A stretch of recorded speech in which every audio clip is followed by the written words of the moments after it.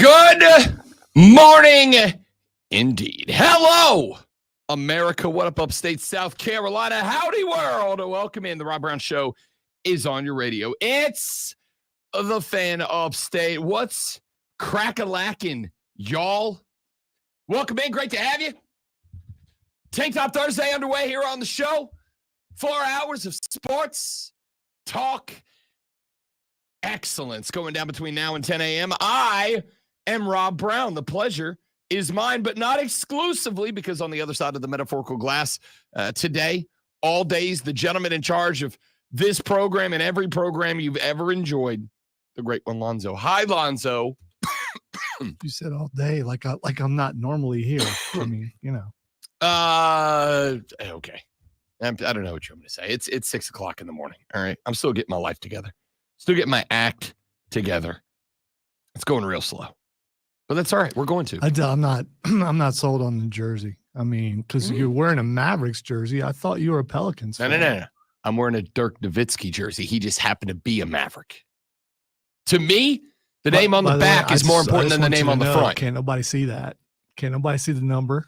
Listen, there's no Mav. That's not true. I'd rock a Luka jersey too. You wouldn't rock a Luka jersey?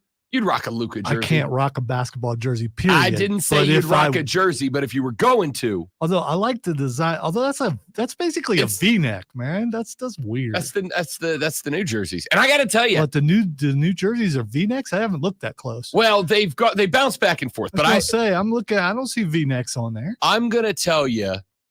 The basketball game on TV right now. Where are the V-necks? I'm going to tell you, I prefer it. I prefer the cut look. You would prefer the V-neck. I get it. I don't know what you want me to tell you. I prefer that. It's a vibe, man. It's a whole vibe. If they could have a V-neck quarter zip in a basketball jersey.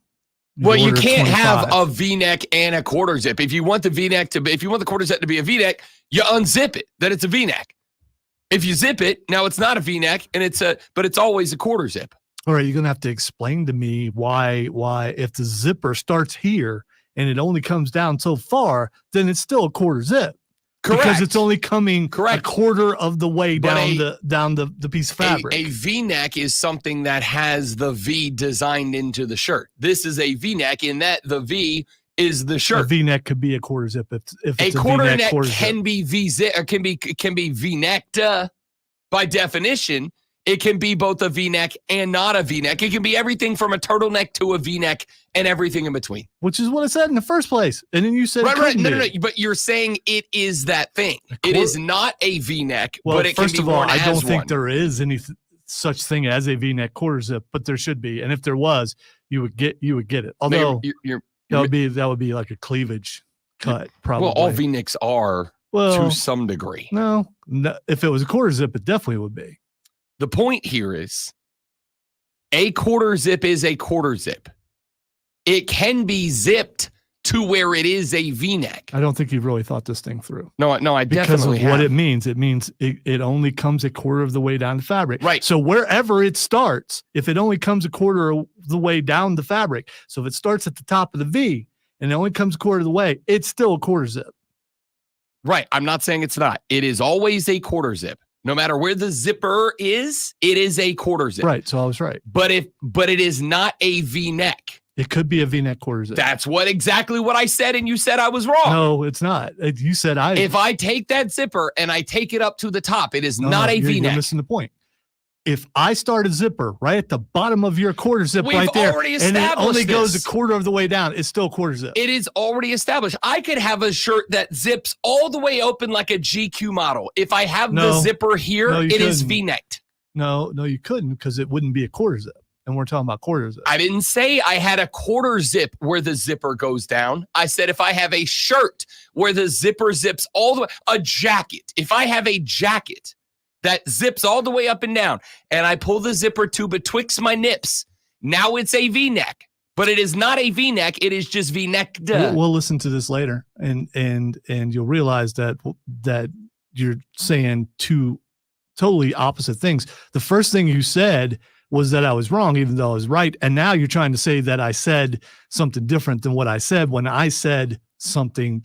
Are you writing it down to make sure that you remember? No, I'm plugging later? plugging my tablet in because I have to actually keep track of things that we really do talk about today because You got a pewter over there. I do have a pewter, but I like the tablet of truth. I like writing. I'm a writer. So why not just use paper? Because then I got to carry paper around. This I just You're right. Paper so much heavier than. Well, what are we in the Stone Age? No, we have technology now, and I utilize it to the best of my abilities. Also, speaking of technology, that's badass. That is pretty sweet. That's badass. They're showing last night. They opened up the new Intuit Dome, which is where the Clippers play. And if you haven't seen this thing, it's Steve Ballmer opened it. It is I want to say it's like a 25,000, 30,000 seat arena.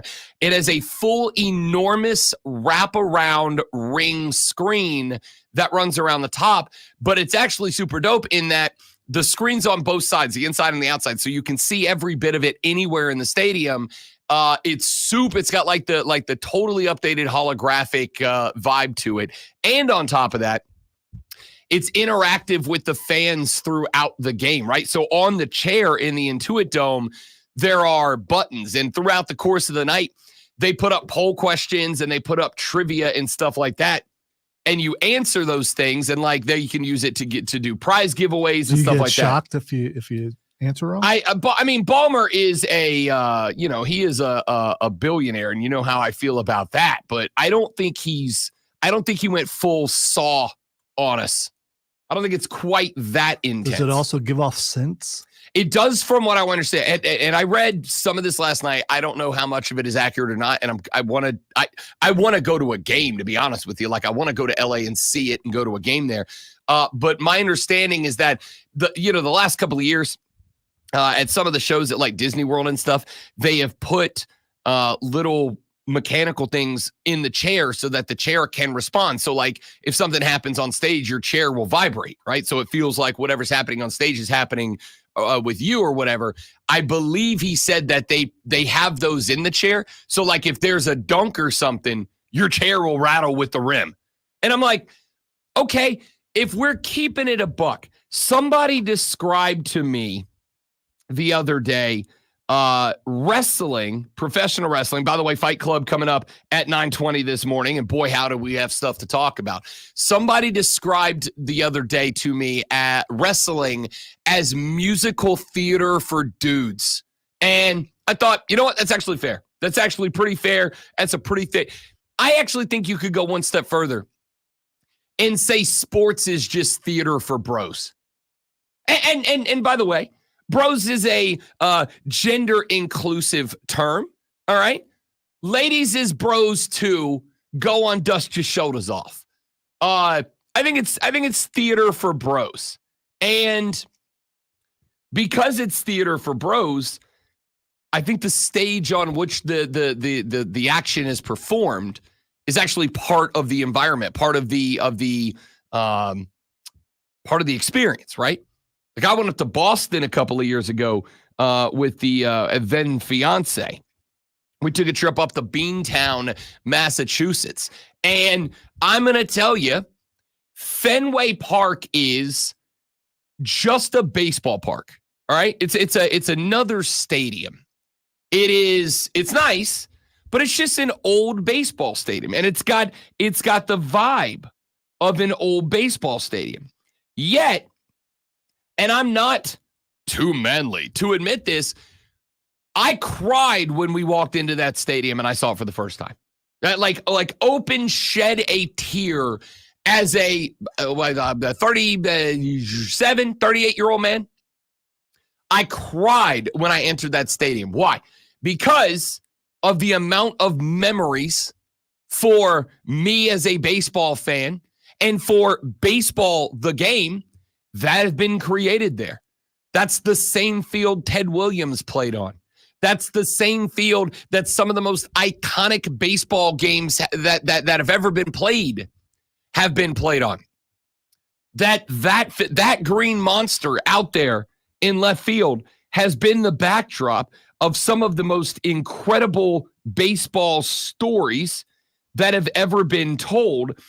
And for the first time in my life, I got to walk into that stadium and see that monster and look up at the press box where some of the greatest baseball storytellers of all time have honed and shared their craft with us. I got to look out at the bullpen where some of the greatest pitchers of all time have gotten prepared. I got to look at right field where Ted sent dinger after dinger during his career.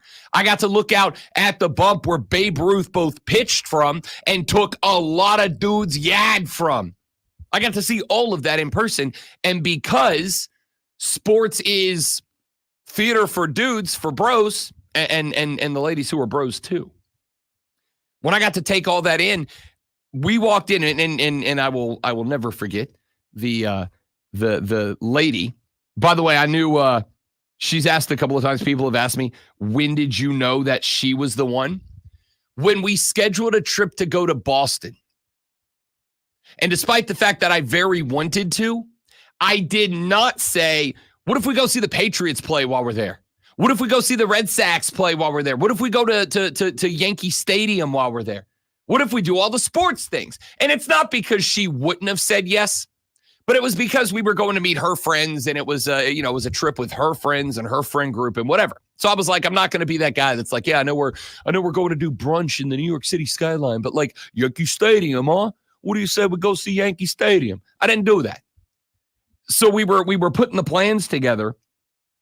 And a couple of nights before, I'm like, all right, what are we doing? What are we doing the first night we get there?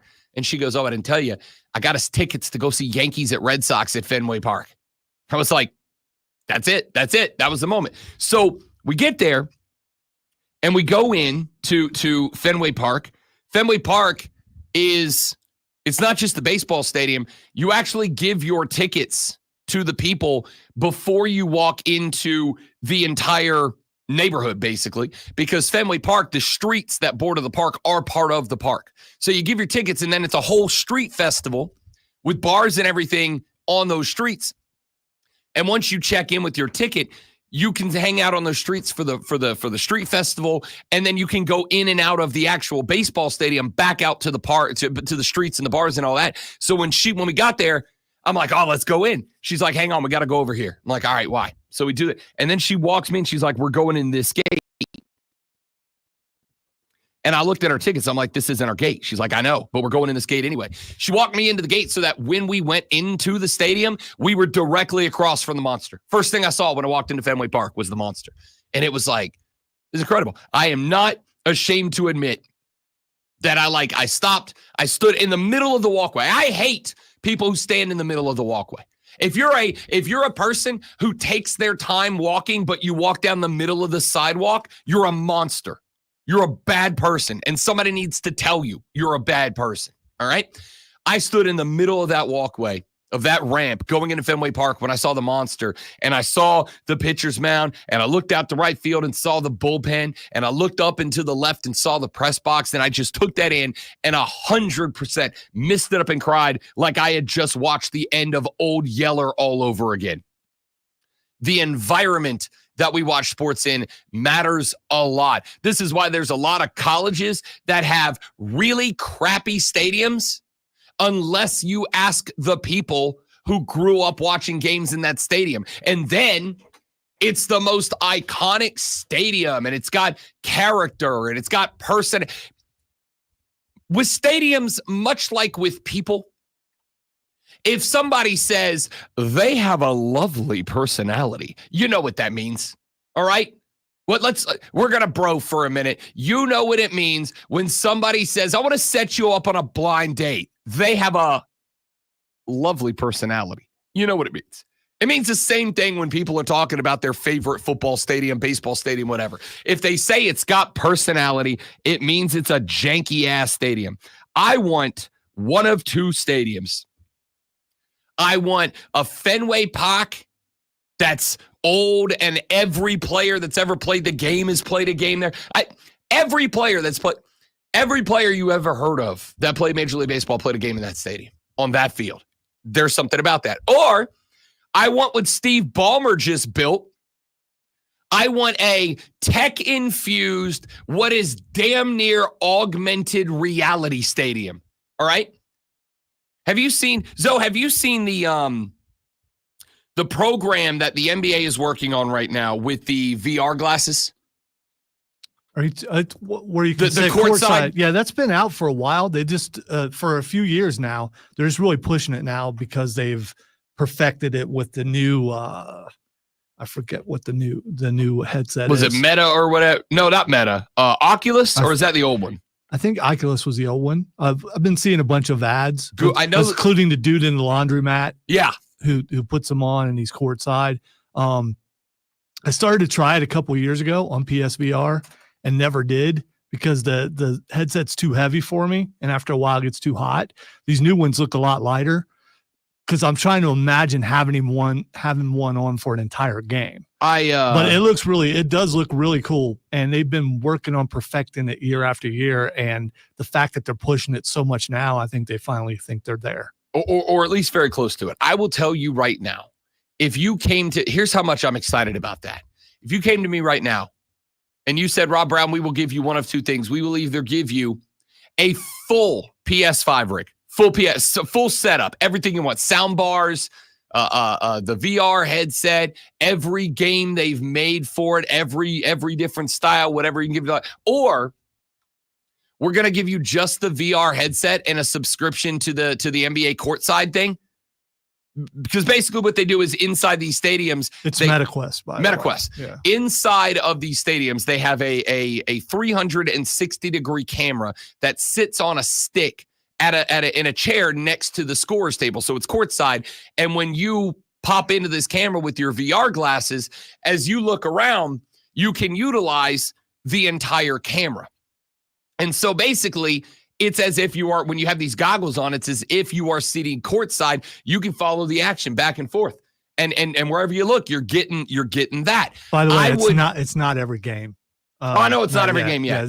Yeah, they actually have a NBA VR schedule, which I'm looking at now to see the games that they have and the stadiums that are the arenas.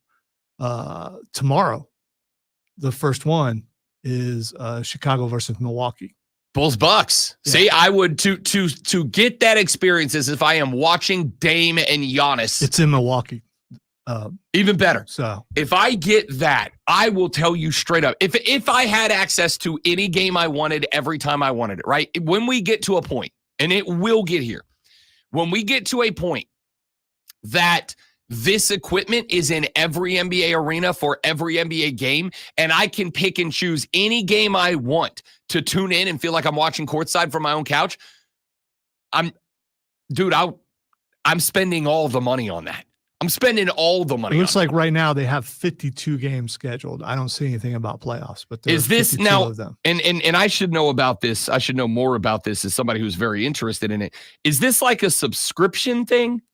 Or is it if you buy this headset, you can just tune in? No, you still have to do the NBA thing. Okay. So for the record, but I absolutely before when I looked, it looked like you could buy individual games.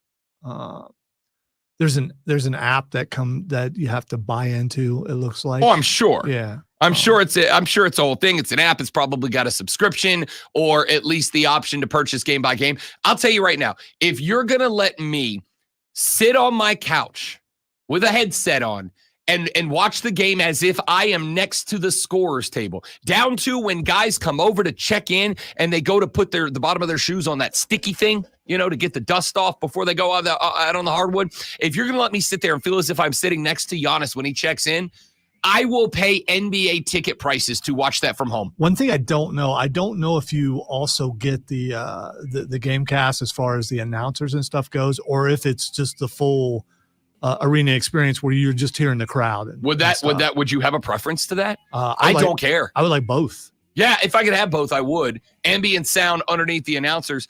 But I'll tell you right now, I would pay NBA ticket price. If you said that next weekend it's Pelicans Hawks live from New Orleans, and that was an option, and it was like $100 for that game, I'd pay it for that. Absolutely. All right, I don't even know how we ended up here, but it was a good discussion. We went from V-necks to quarter zips to Fenway Park to sitting courtside in an NBA game. Ladies and gentlemen, the Rob Brown Show is here on the Fan Upstate. Salvation Army. All right, guys. Good morning, everybody. Quick live, and I'm coming right back. Stay right there for us.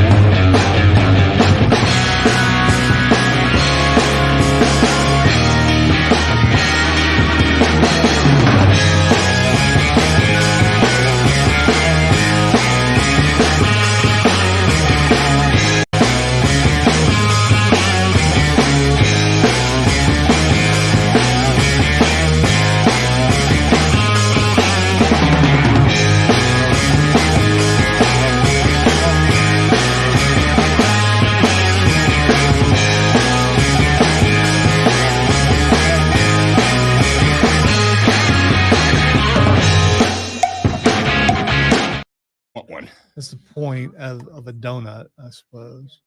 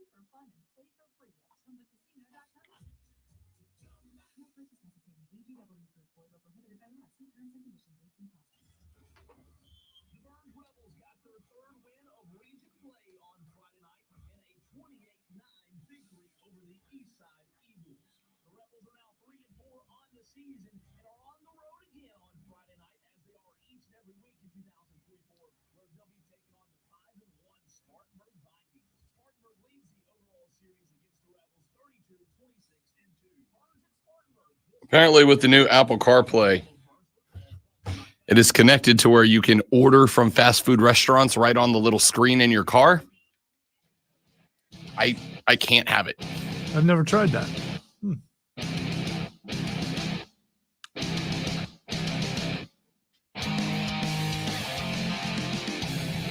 We've had the conversation before, the conversations that I've had many times, I know, about attendance at sporting events, right? One of the illustrations we've talked about this year is if you watch, say, Clemson, Florida State at Florida State, there's a huge swath of that stadium that is tarped off right now. And it's tarped off because Florida State is knocking out like thousands of seats out of Doak S. Campbell Stadium. And they are replacing those seats with about a quarter to a third of the same number of seats in a luxury setting, right? It's going to be effectively a tiered patio area. Then instead of having a seat like in a stadium, there's like high top tables with umbrellas and stuff, like you would go to a brunch restaurant, and it's going to have dedicated bars and table service and yada yada yada. And those are obviously only going to be available to people who have mucho dinero.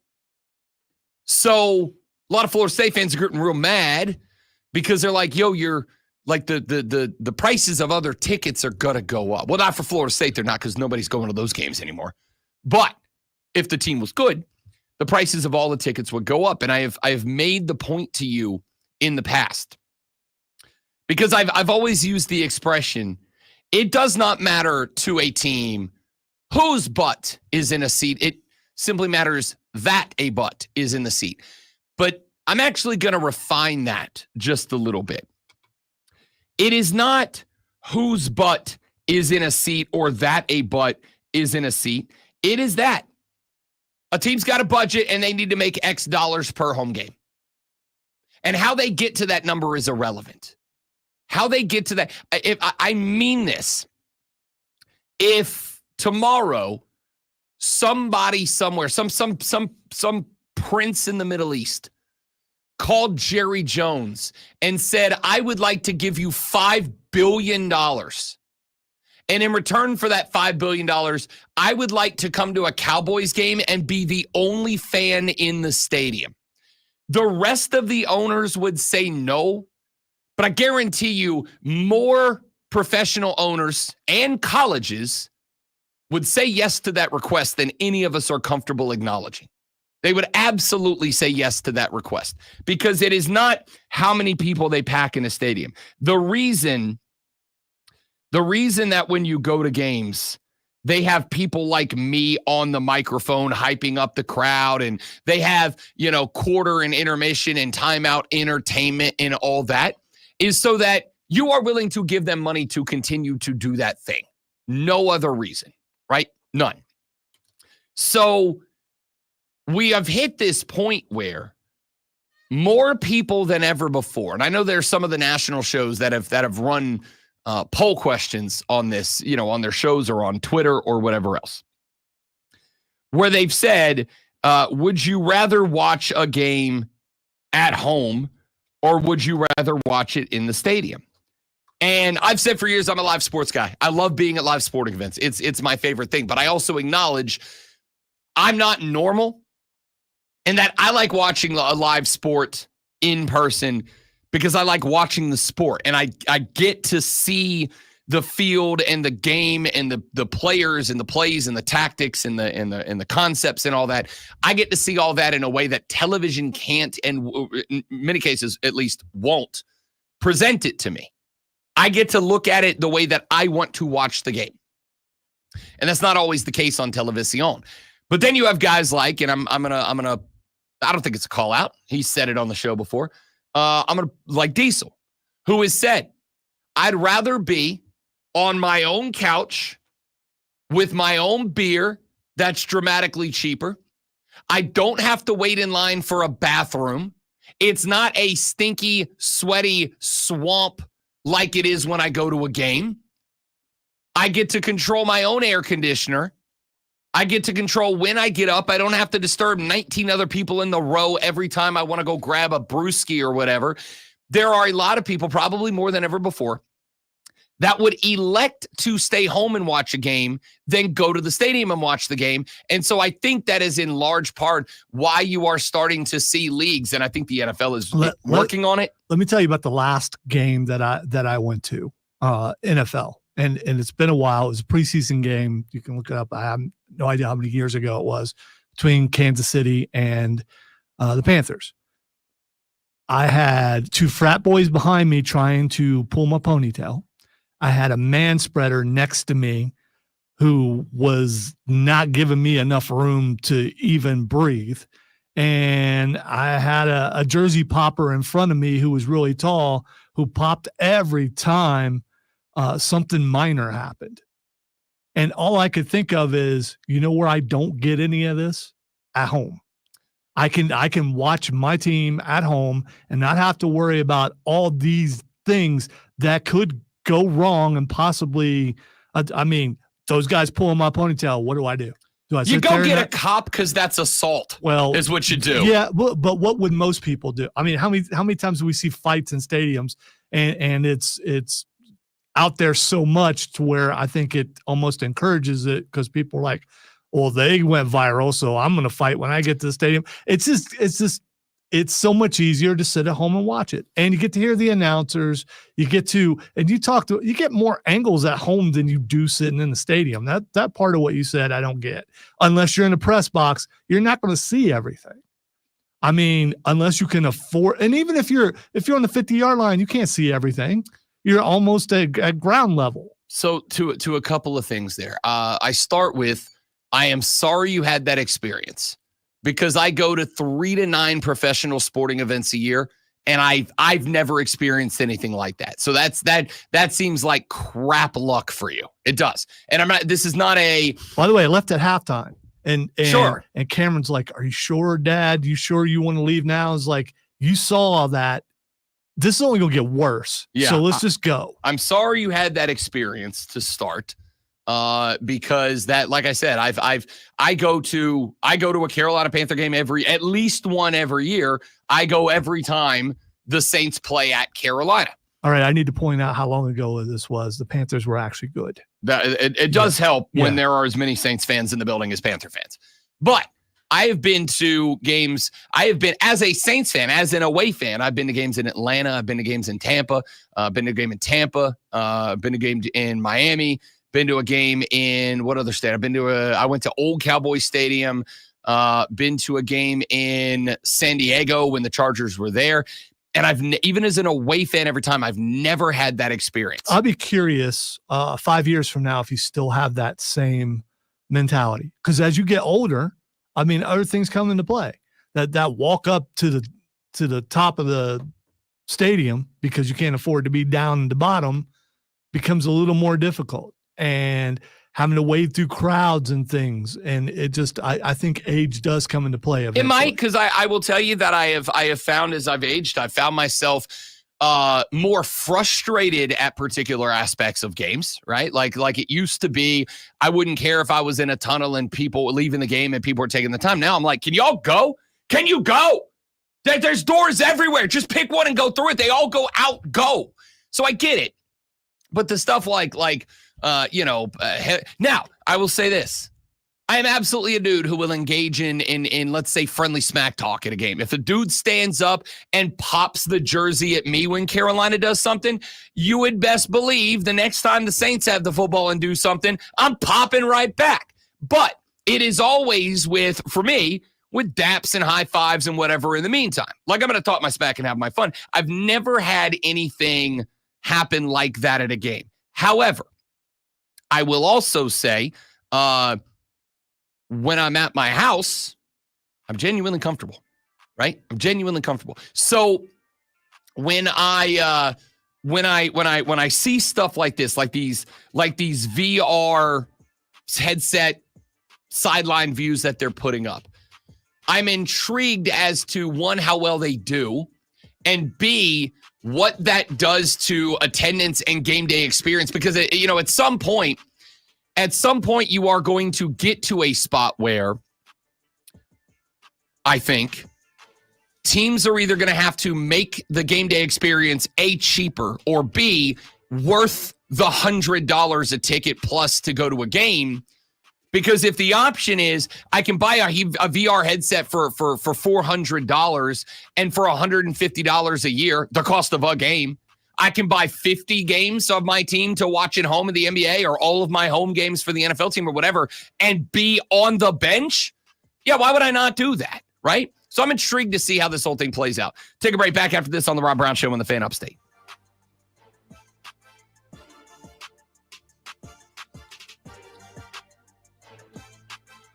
I will, my old man / 1%er take.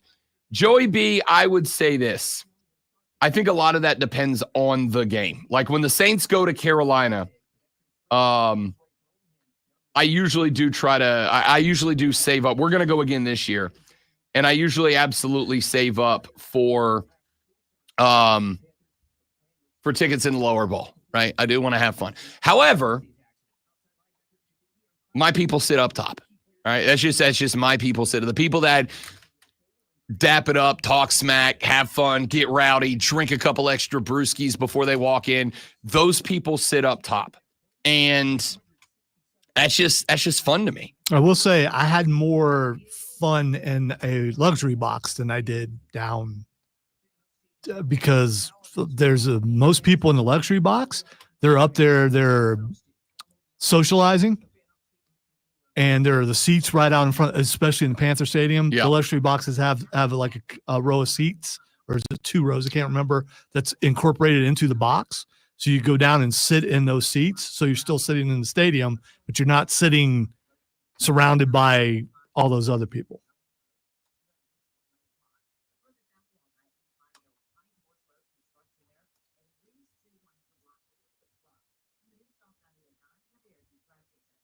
So if you really got money, I think the thing to do is to get in a luxury box. See, I like luxury boxes in terms of the room and the food and not having to wait in line at a bar. They're not as much fun. Well, they were to me. And maybe it's the seclusion part. But again, no one from what I could see, looking at the boxes right or left, all the people stay in the box. They're socializing. They're looking at the screens. Yeah. They don't go out and sit in the seats in front. Yeah. So you can go out and sit where you want within that little thing. You don't have to worry about the man spreading, the ponytail pulling, all that kind of stuff.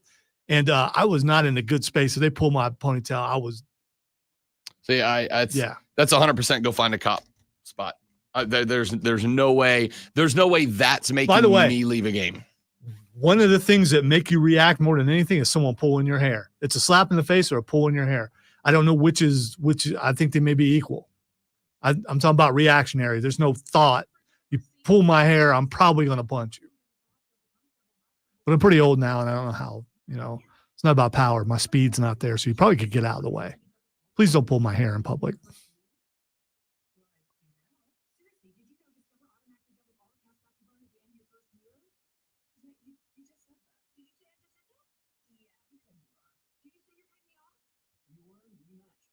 I can handle the ponytail thing more than the man spreading guy.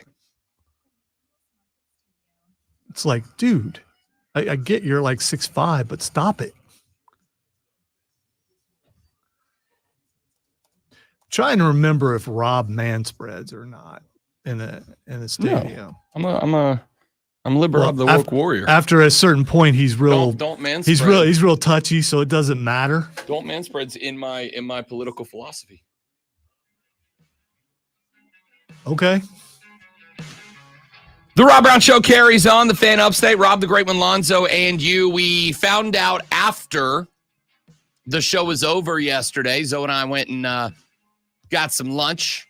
And as we were scrolling the Twitters during the day, found out that the Kansas City Chiefs, who obviously picked up DeAndre Hopkins yesterday from the Tennessee Titans, did indeed make a pass at the Rams to get Cooper Kupp.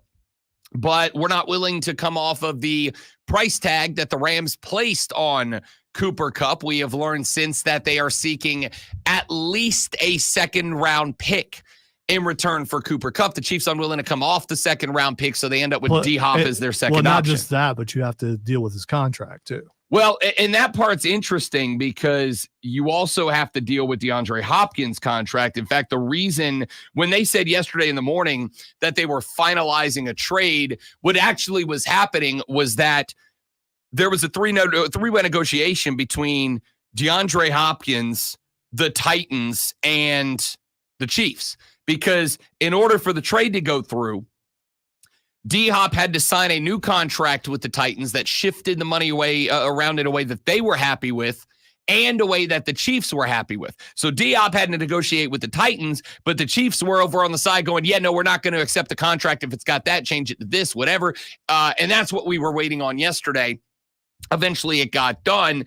But it was pointed out that D-Hop, and this is why we asked the question yesterday.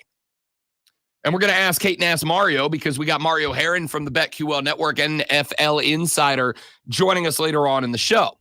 I should say analyst joining us later on in the show, 9 o'clock. There were a lot of folks yesterday that said this was very clearly a second option selection from the Chiefs, that Cooper Kupp was the right play in this spot. And I asked the question on the show yesterday after this news came through. If I presented you with the slider where on one hand it's D-Hop is 32 years old and past his prime, that's why he's got, what is it, like 200 yards of receiving this year, almost halfway through the season. If I, on one end of this slider, I've got D-Hop's 32 years old and he's just past his prime, he can't help that much. Or on the other side of this slider, I've got the Titans are just that bad. The Will Levis is that bad. The Titans are that bad. The coaching staff is that bad. Brian Callahan is that bad. I don't even know who the offensive coordinator is in Tennessee. Who's the offensive coordinator in Tennessee right now? I don't think most people know that. That's fair. Yeah. It's my job to know, and I don't know that. It's it's Nick Holtz. Okay. Yeah. Is it because the Titans are that bad and Will Levis is that bad? Or is it because DeAndre Hopkins is 32 years old and been in the league for a very long time and just ain't the same guy anymore? And for me, if that's a slider where I got to move it to one side or the other, for me, it's right in the middle. It's right in the middle. D-Hop is a 32-year-old wide receiver. There aren't many 32-year-old wide receivers that got it still. There's just not. Very few of them do. The ones who make it to 32 and still got it are the Randy Mosses of the game. So do I think you are going to see an increase, an upward trajectory in terms of performance from DeAndre Hopkins? Yes. It's Andy Reid and it is Patrick Mahomes. Although, as has been pointed out a couple of times, Patrick Mahomes this year, let me say this slowly and clearly, statistically, Patrick Mahomes isn't good this year. Statistically. In fact, it was pointed out to me yesterday, and actually let me go grab this because I found it very interesting. Statistically, Trevor Lawrence is outperforming Patrick Mahomes this year. It got sent to me. I got sent that take in graph format, and it blew my mind. I gotta find it. Now I gotta go dig. You get chills and goosebumps. They're and stuff multiplying. When you saw a graph, and I'm losing control. Cause the power Andy's supplying, it's electric. Okay, why did I do that? Chris is gonna walk in and smack you. Chris will sing and he'll come in and duet it with me. No, he won't. He hates Grease. You better shape up. So because I need a quarterback. I think this is sheer comedy, the fact that people are pointing out how bad Patrick Mahomes is. Why is it comedy? I mean, they're 6-0. It's comedy because they're 6-0. The running game is amazing right now, and the defense is great. They've changed how they do things. They've had to because, as you pointed out, lack of receiver. So they've become a running team that plays really good defense. And what do you need for that? You need a quarterback who doesn't make mistakes. And I know he's thrown more interceptions. More picks than anybody else. Right. And those have resulted in defeats for Kansas City, right? No. 0 of them, as a matter of fact. But again, I think this is where that it's not a factor until it costs you a game. I think this is where that mentality of are you winning because of or in spite of comes into play. And listen, we can break it down to he's 6-0, and he is. He's killing it. And he's not killing it. The team is killing it. But when you look at the numbers for 2024, I think it is fair to say Mahomes is not living up to what we are used to from Patrick Mahomes. And I said that coming into the year. I am concerned about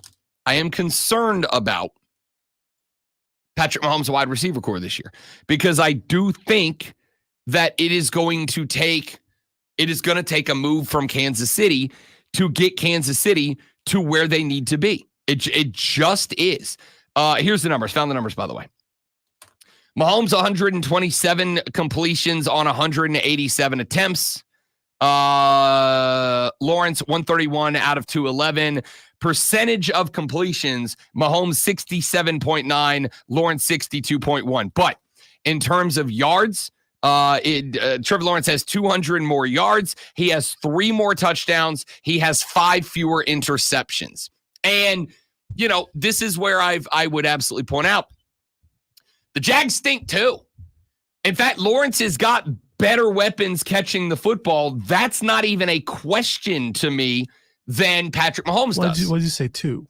You mean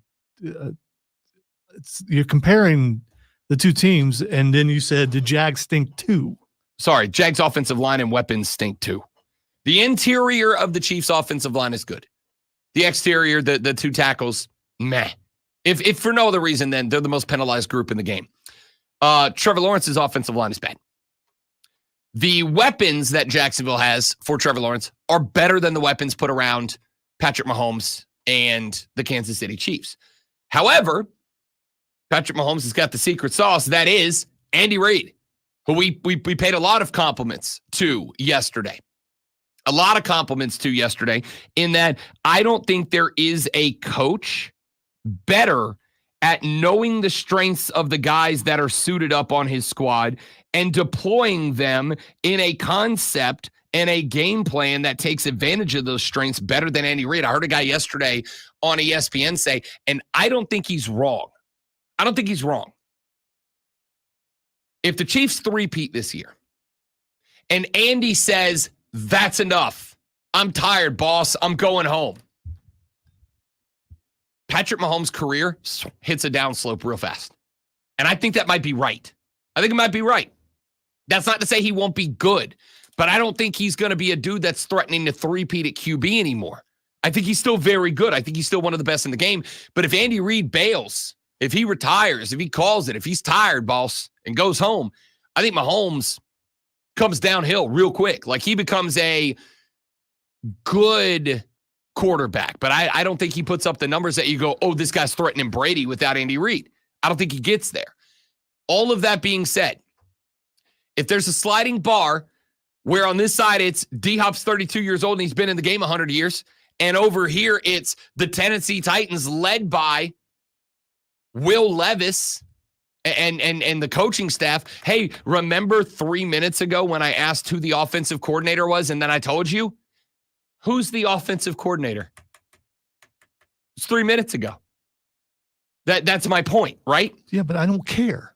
So I mean, what do you mean you don't care? I don't care who the offensive coordinator is. Why? I don't. It's not important to me. What's important is wins and losses. And I know that offensive coordinator or defensive coordinator or special teams coordinator contributes to all that, but I don't think the average fan knows who the coaches are on every team. And once again, the exact reason I've said this is why your team doesn't give a damn about your opinion. If you don't care who the offensive coordinator is because all that matters is wins, that's a great fan perspective. Awful way to run a football team.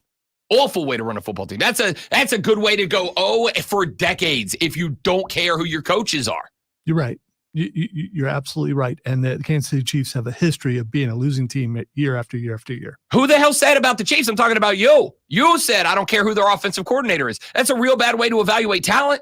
You don't think when they went to pick DeAndre Hopkins. You don't look at the dude. The majority of the people listening right now have no idea who the offensive coordinator is for their favorite team. I don't care.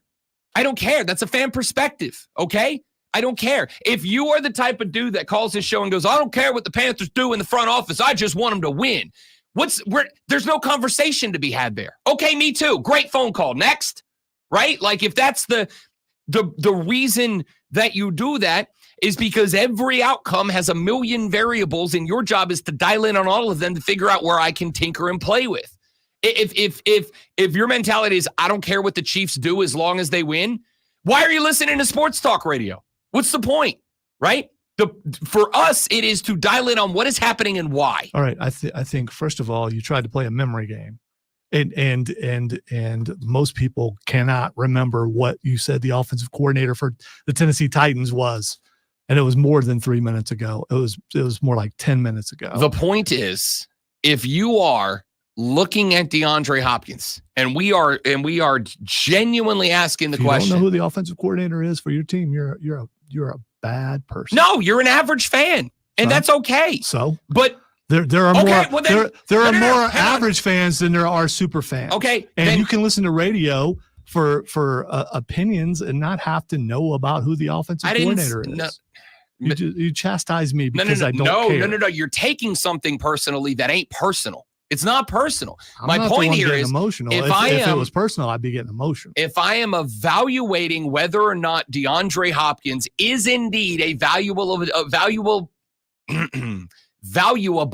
addition to the Kansas City Chiefs, which impacts the Ravens, the Bills, 31 other teams. 31 other teams are impacted by D-Hop going to the Chiefs.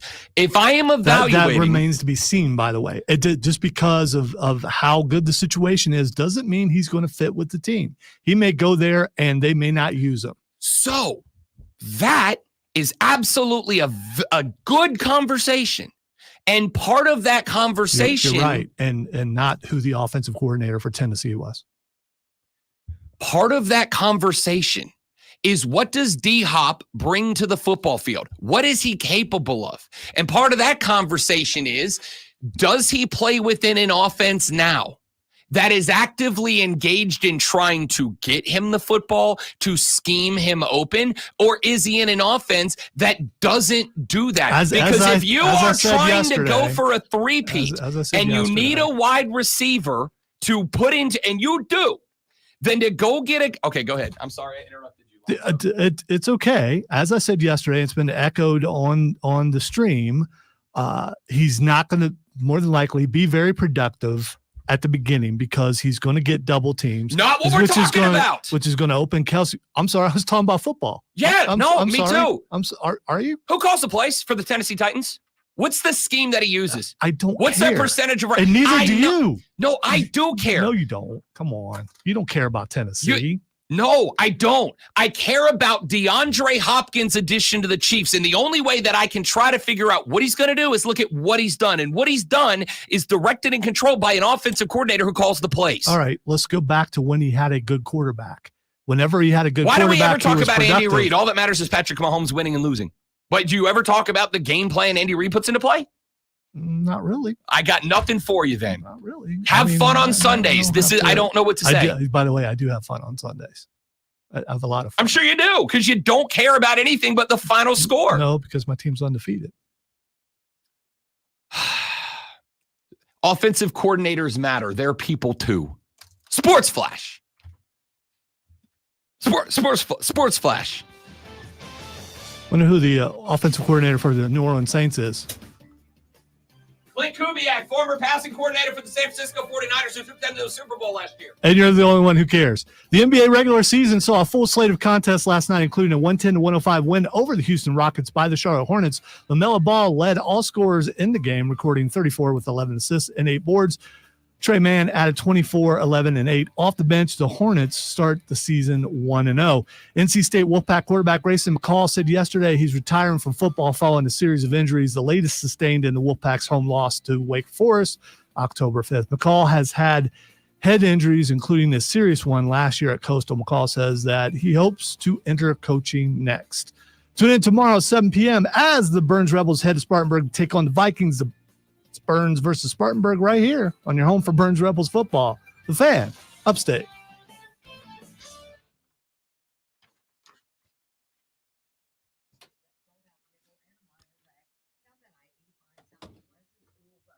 All right, Moles, find out if he's really mad.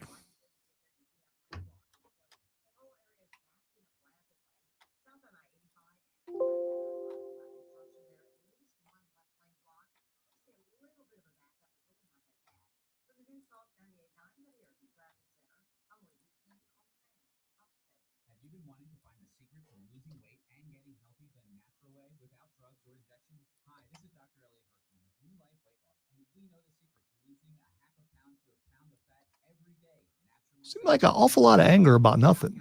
I'm just saying.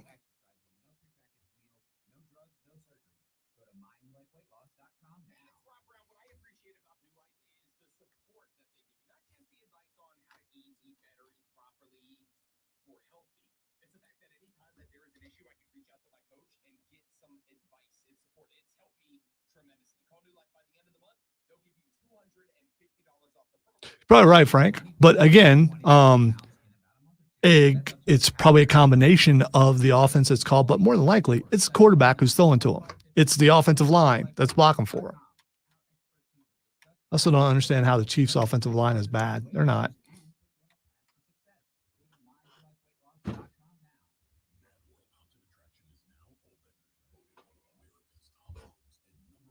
If you need to switch to music, Tracy, please don't switch to country. It will rot your brain.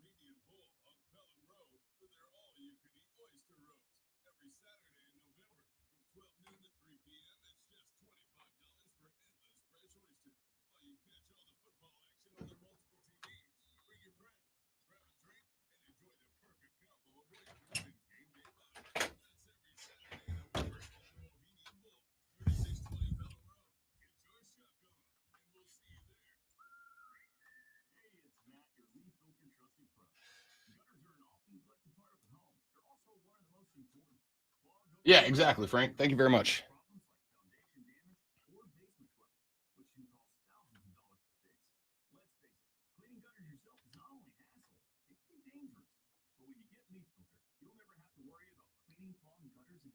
Hey, Rob. What was the Titans offensive coordinator's name? Nick Holtz, former Nebraska coordinator. I'm going to ask you again. Which is important because he comes from a Big Ten Middle East style offense where they try to force the football Rob, instead of taking advantage of receivers on the outside. You said Middle East offense. Middle You said Middle East offense. I don't think they have those there. I could be wrong.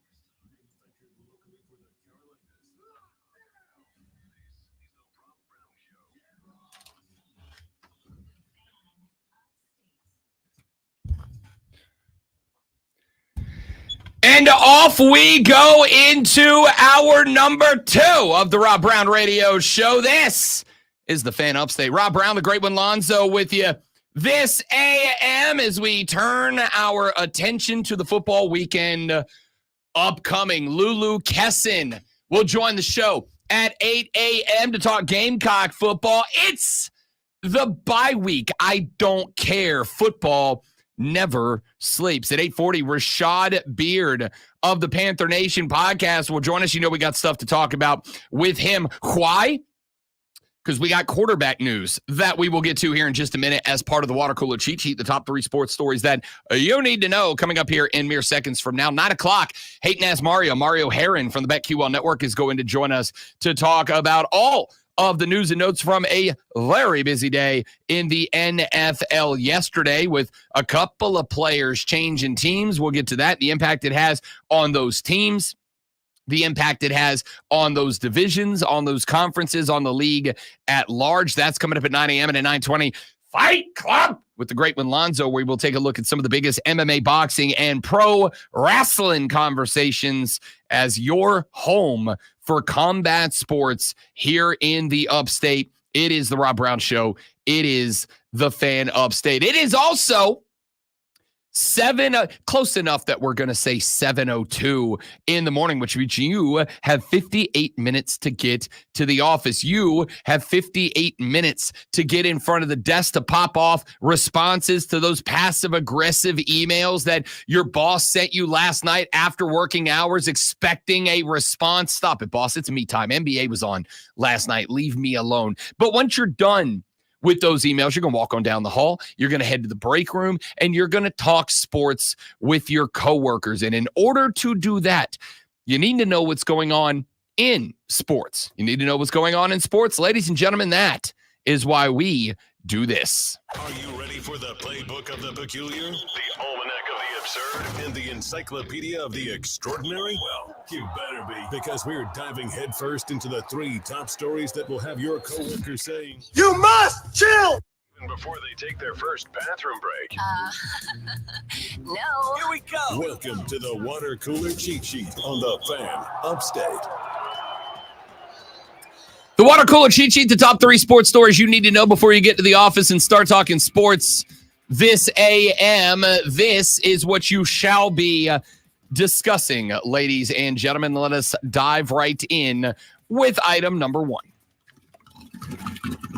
The NBA had a full slate of contests last night as the regular season is now officially underway. We had a pair of games on Tuesday night. We had everybody else getting into the action last night, and the Charlotte Hornets get a dub 1-0 to start the season. They go on the road down to H-Town and knock off the Rockets 110-105. Welcome back to the scene, a young man by the name of LaMelo Ball. 34 points, 11 dimes, 8 boards last night for number 1 as LaMelo Ball made his return to the starting lineup. It was accompanied by 10 from Miles Bridges, but it was Trey Mann, the pleasant surprise off the bench. He went for 24 in his opening contest yesterday evening. Brendan Miller ended up with 6 in a starting role. Cody Martin added 8, and you ended up with 6 out of Nick Richards for your starting 5. Nobody else off the bench had more than 7. That, of course, was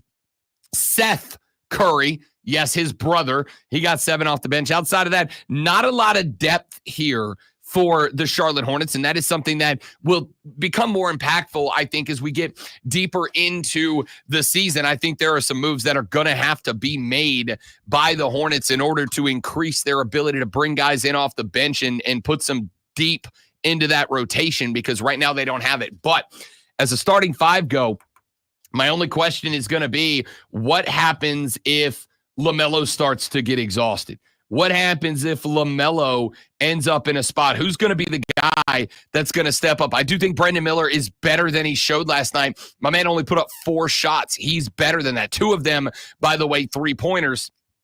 He's a better player than that. We did not see anywhere close to the best we're going to see out of Brandon Miller, I don't think. But keep in mind, this is a team with a brand new head coach in Charles Lee, who comes over from Boston, 39 years old, young cat.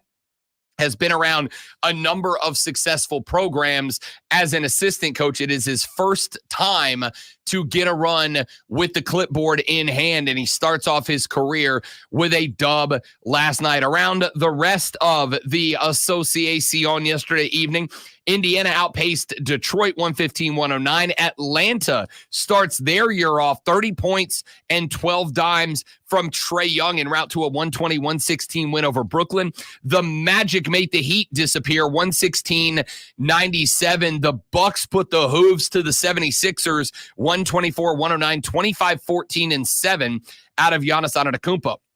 The Cavs strike the Raptors 136-106. The Bulls fall to You're My Hour New Orleans Pelicans last night 123-111. Brandon Ingram 33 points and 7 boards last night, but Dejounte Murray out with a broken hand. He was really the 3-point difference maker for New Orleans. Still waiting on the debut of one Zion Williamson sometime down the stretch. We'll find out when Big Z makes his way back for the Pellies, but they are 1-0 to start the year. The Grizz down the Jazz last night, 126-124, 22 and a 10 spot on the assist category for Ja Morant in his return. The Suns, 116-113 over the Clippers last night. James Harden had a 29-12-8 score line for the Clips, but missed a shot late in the game to get the dub for LA. So the Clips open up their brand new stadium with an L to Kevin Durant and the Suns. And finally, the Warriors in a late night contest knock off Portland 139-104. Steph Curry, 17 points, 9 boards, 10 assists, just 1 board shy of a triple-double to open up the season. Scoot Henderson recorded 22 for Portland. Let's get to item number 2. Couple of news stories over in the National Football League. We all know, as we discussed it earlier today, that DeAndre Hopkins yesterday traded to the Kansas City Chiefs. But that wasn't the only news that we got. Tua Tagovailoa made his return to the football field yesterday in a limited role at practice. Tua is now eligible to come off the injured reserve. He would be eligible to play this weekend. However, what it would require is 2 things. Number 1, Tua Tagovailoa would have to be a full practice participant either today or tomorrow for the Miami Dolphins. And number 2, after he is a full practice participant for the Miami Dolphins today or tomorrow, he does have to get cleared once more by an independent neurological consultant. They bring in a brain doctor, and the brain doctor has to give Tua a series of tests and say, yes, he is cleared to play, but we could see the return of Tua Tagovailoa as early as this week. I wouldn't bank on it. I got some sound from Tua later in the show. He got asked if there's a chance he might wear a Guardian cap moving forward. I will give you that answer when we talk about him later on in the show. Second story that I found interesting. Robert Saleh, the fired head coach of the New York Jets, yesterday was at Packers practice. He and the head coach of the Packers are buddy-buddy with each other. He was there yesterday. Now, the Packers said that he was there in what is being called a fluid role. So he doesn't have an established office or position or whatever. I'll tell you why he's there. He is a defensive analyst. He is a defensive analyst because the Packers offensively are starting to hit the stride. Or is he getting paid for this fluid role? I would imagine so. I mean, maybe not. Maybe he's just there to stay around football. I mean, I also heard he gets to go home on Friday, so he doesn't even stay for the game. So a fluid role that you get paid for, then you can. I mean, my suspicion is he's not a game day coach. And so therefore there's no reason for him to hang around Lambeau. He's not a coach on game day, which is why I said he's probably in an analyst role. His job is going to be to show up, to watch practice, and at the end of practice, head to Matt LaFleur's office and say, hey, look, here's what I saw. This guy's doing this. This formation isn't going to work against that particular player, yada, yada, yada. I just find it it's not interesting. It absolutely makes entire sense that somebody saw Robert Salah got fired and immediately said, get your ass to our stadium because we can use you, especially when I got Hoodie on different shows this week going, Jets gonna jet, firing that guy was not the way to handle it. You know what? It's also cool when one of your boys takes care of you. Oh, for sure. Saban did that for years with people. Oh, Nick Saban's house of rehabilitating coaches, for sure.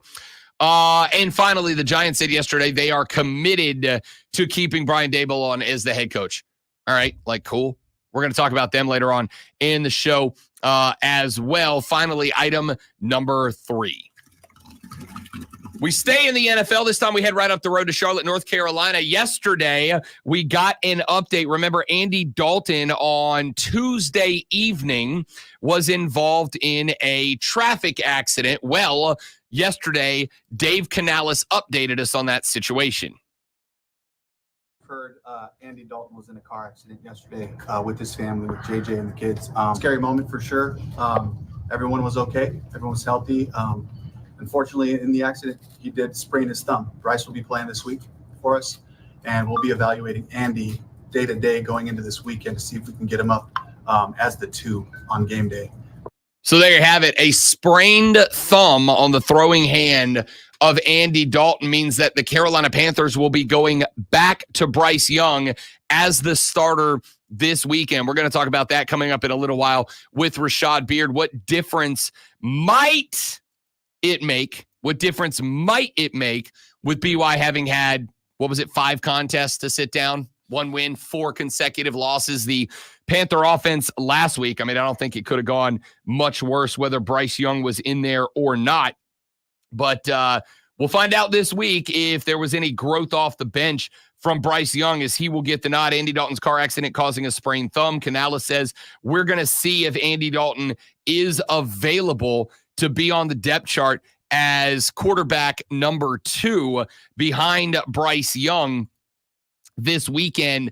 I don't know, because I'm trying to think. I don't think the Panthers have a third quarterback on the roster right now.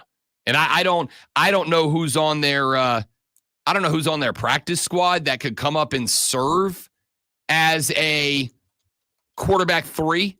I assume that Andy Dalton would be, if he's got a sprained thumb on his throwing hand. I've had a sprained joint before. They suck. You can't do anything. You can't do anything. If he can't throw the football, you're going to have to get somebody today to come be that guy. Jack Plummer. Oh, they brought him back after the preseason. Yeah. Okay. He's on the practice squad. At least he's got some preseason experience to lean on, right? In this offense. That's about as good as you're going to get. But my sneaky suspicion is that you are going to see Bryce Young as QB1. You will see the practice squad's Jack Plummer elevated to QB2, and Andy Dalton will be a reserve emergency QB3. And if they end up in a spot where they got to bring in Andy Dalton, basically you just hand the ball off until the clock is out and you're mercy killed. But we'll find out.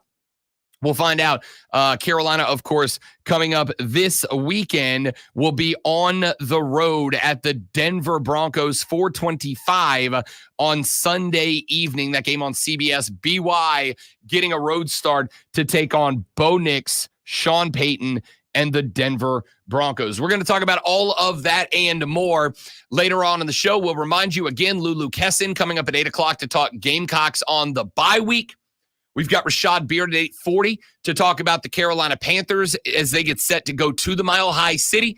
We've got Hatin Ass Mario at 9 o'clock, and we got Fight Club coming up at 9:20 to talk boxing, MMA, and pro wrestling. That is all around the corner. When we come back here in just a minute from now, got a few things that I do want to get to, including, we mentioned him a second ago, some of the comments of Y'all, Hoodie has won me over.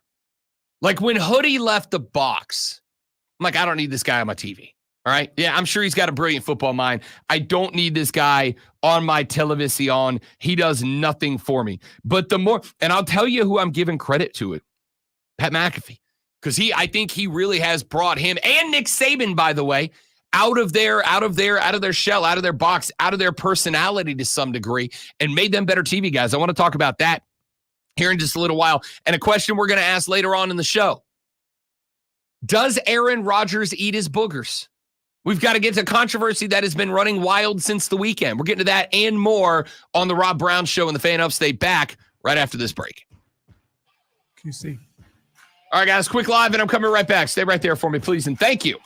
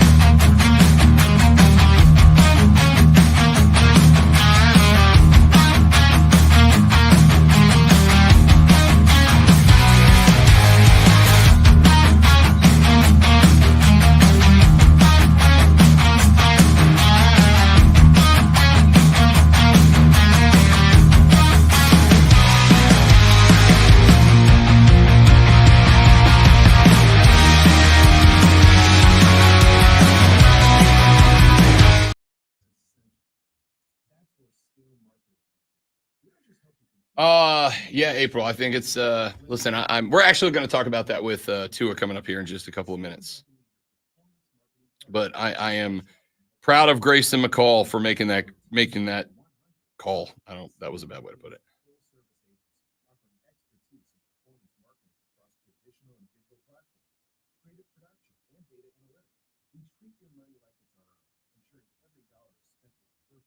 every decision is driven by data. Our knowledgeable team stays ahead of the trends, crafting strategies that align with your business goals. Partnering with Scale Market means gaining a dedicated strategist and a team committed to your success. If you're ready to lead the market, visit scalemarketing.com today. That's scalemarketing.com. Where is Saluda?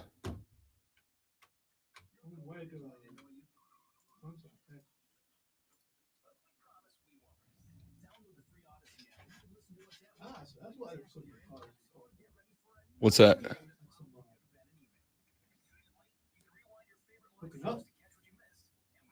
Some hooking up in the parking lot? That's unhygienic. Oh, gotcha.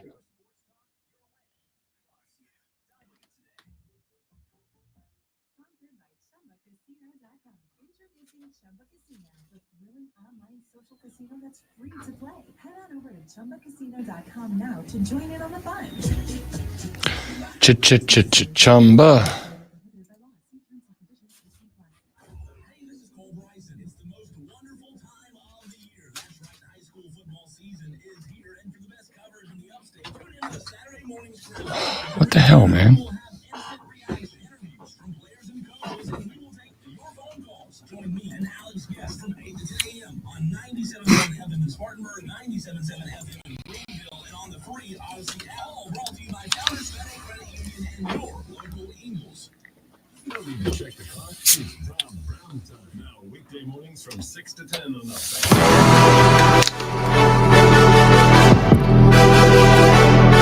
Out of curiosity, where do you guys fall on the Tua Tagovailoa situation? Tua returned to practice yesterday.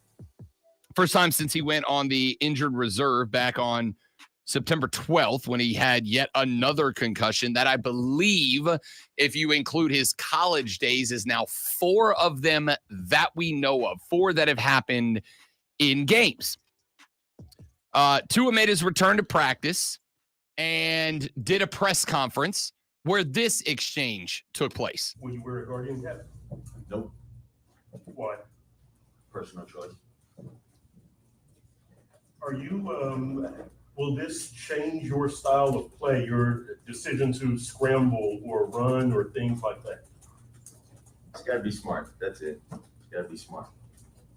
My entire time playing football, I've been a competitor, and that, is or was sort of my edge when I would run from high school, even in college. I would do the same thing. But it's a professional, setting. This is the professional level, the best of the best. You just can't be doing that. So definitely gotta stay more available for the team, for the organization, for our guys.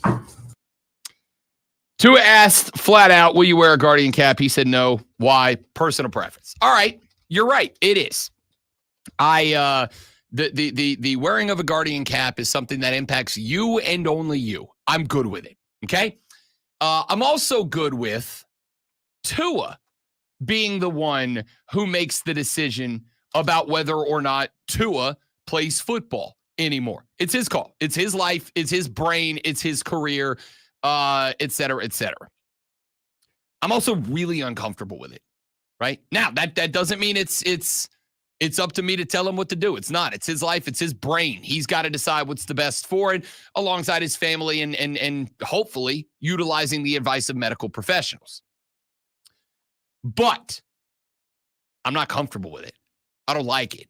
I don't. We have seen Tua now multiple times laying on a football field in that fencer's position. A couple of weeks ago, I was listening to an interview that Cody Decker did on his show with Chris Nowitzki, former WWE wrestler who suffered with concussions.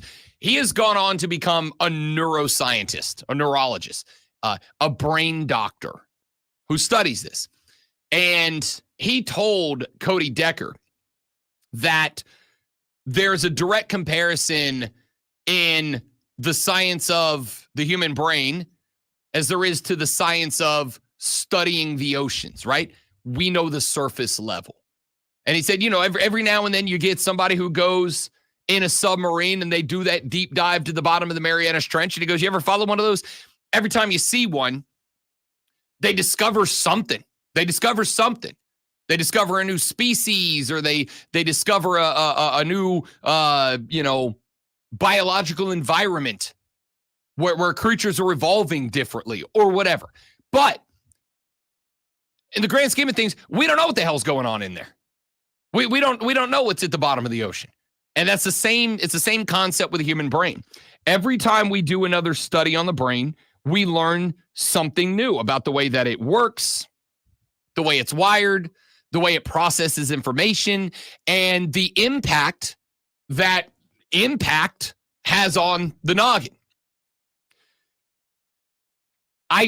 It's weird to me because on one hand, welcome to America.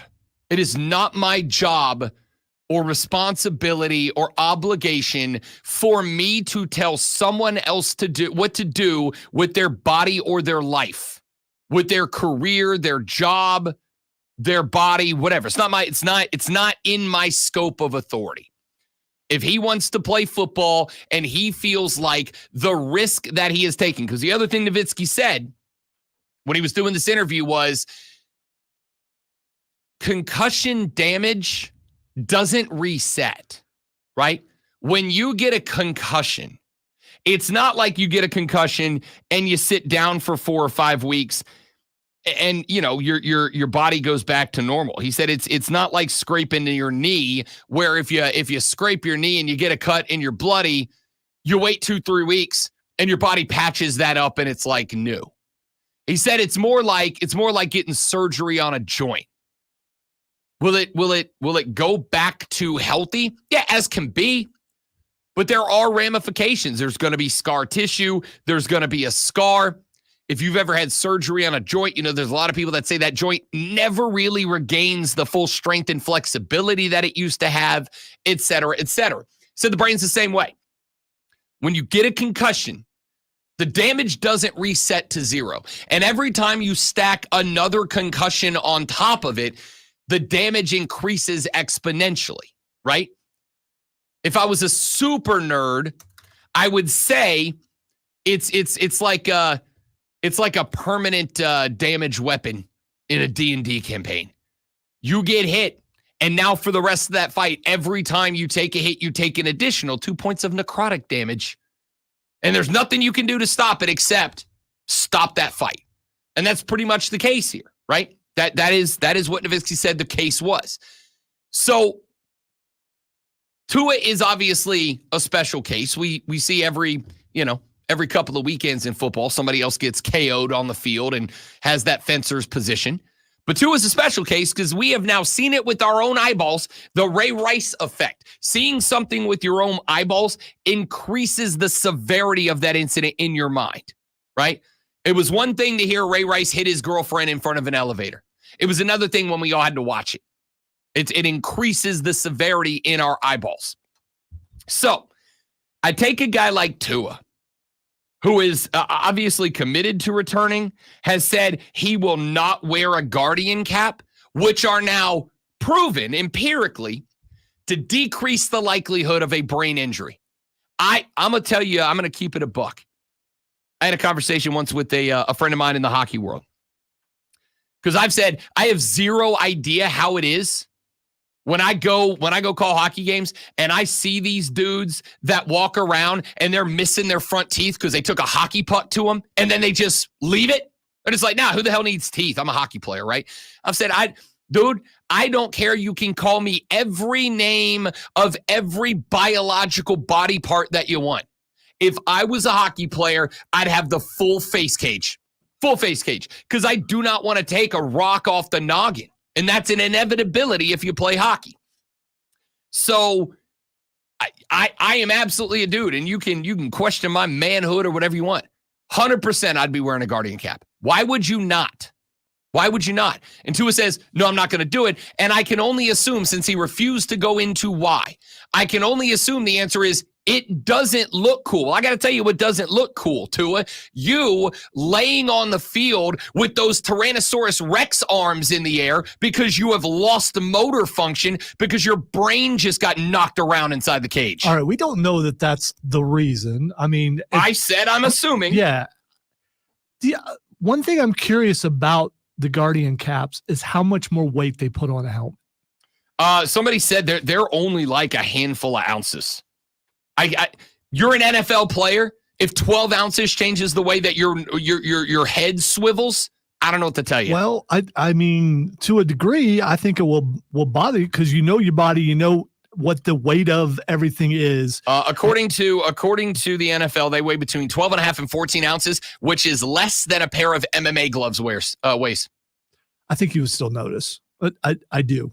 When you move your head around and things like that. I'm just saying that could be part of the factor. More than likely, it's what you said. More than likely, it's what it looks like.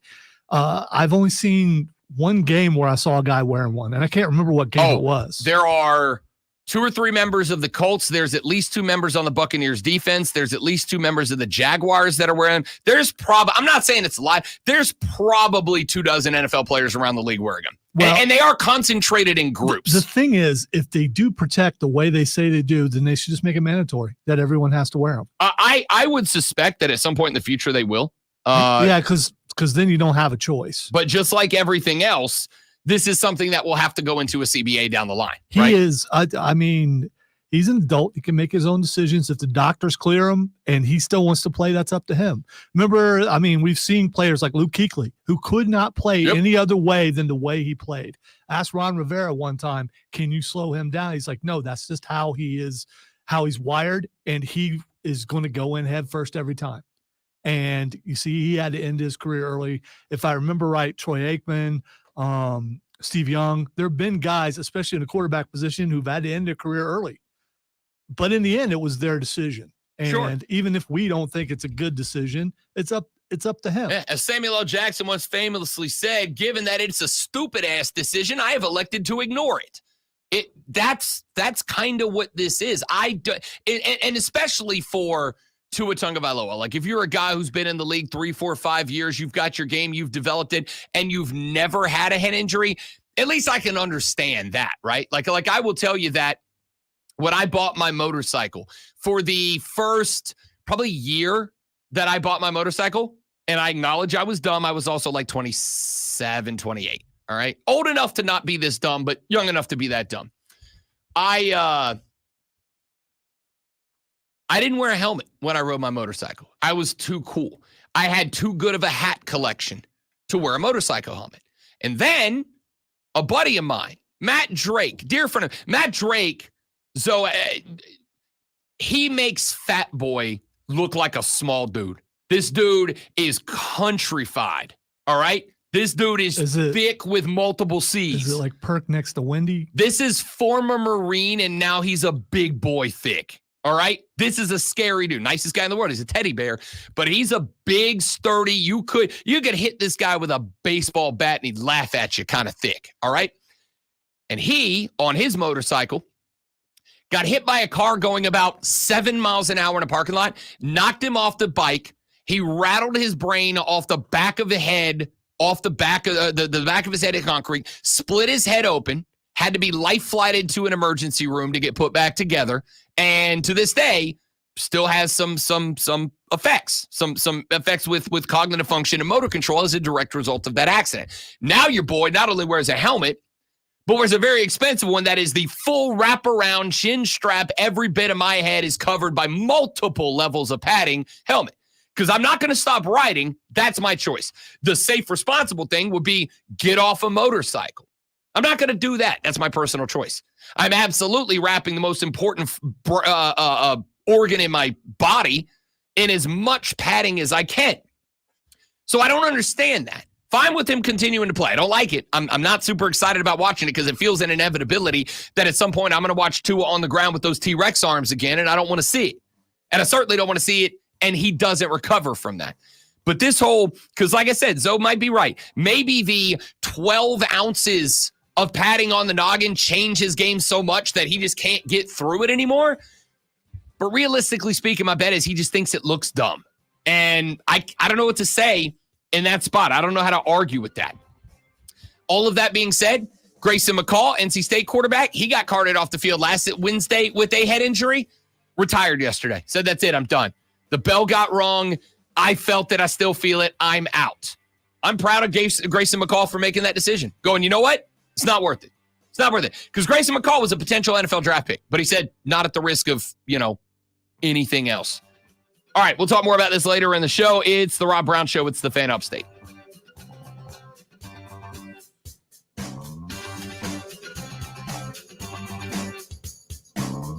No, I agree, April. That's why I'm uncomfortable with this whole thing. Again, his decision, his life, whatever. But I don't have to like it. But at the same time, he could go throughout the rest of his career and never get another concussion. Maybe so, but if I asked you to bet a paycheck on it.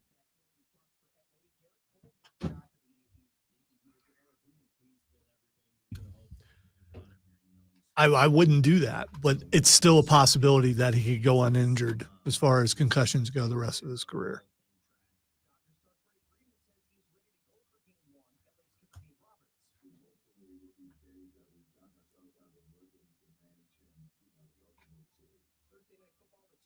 I just sent you something on Twitter I thought you would be interested in.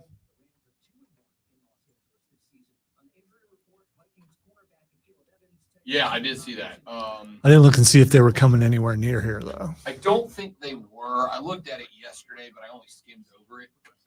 I also would be interested in seeing, what campaign or if anything, what they're doing. Or if it's, because, if I was them, I would just do one shots. They are doing Chicago, Sydney, Melbourne, Indianapolis, and New York City are the ones they've mentioned so far. So only big towns. But I also know they also, as individuals, go to Comic-Cons all over the country. They don't do shows. They just go as, the actors and whatever. If they show up at Charlotte or Atlanta, might be worth going to. I want to hang out with Travis. I feel like me and Travis would be boys. Have you ever thought that and then went and hung out with someone and found out you were completely wrong?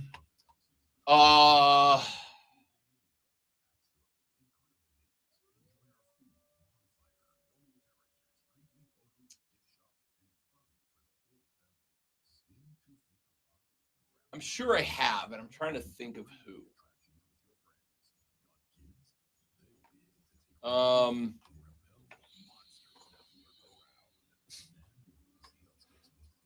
trying to think. I know there's got to have been people in the, in the media world that's happened with, but I'm having a hard time recalling that. Down you rinse and refresh. Break it up with stinky clothes.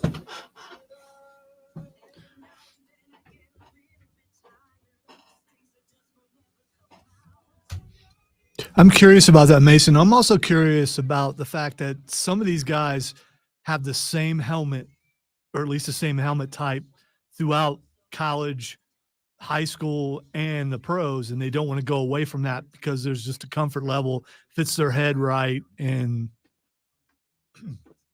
I know I had a really hard time finding the right kind of helmet. Head size has something to do with it, but still.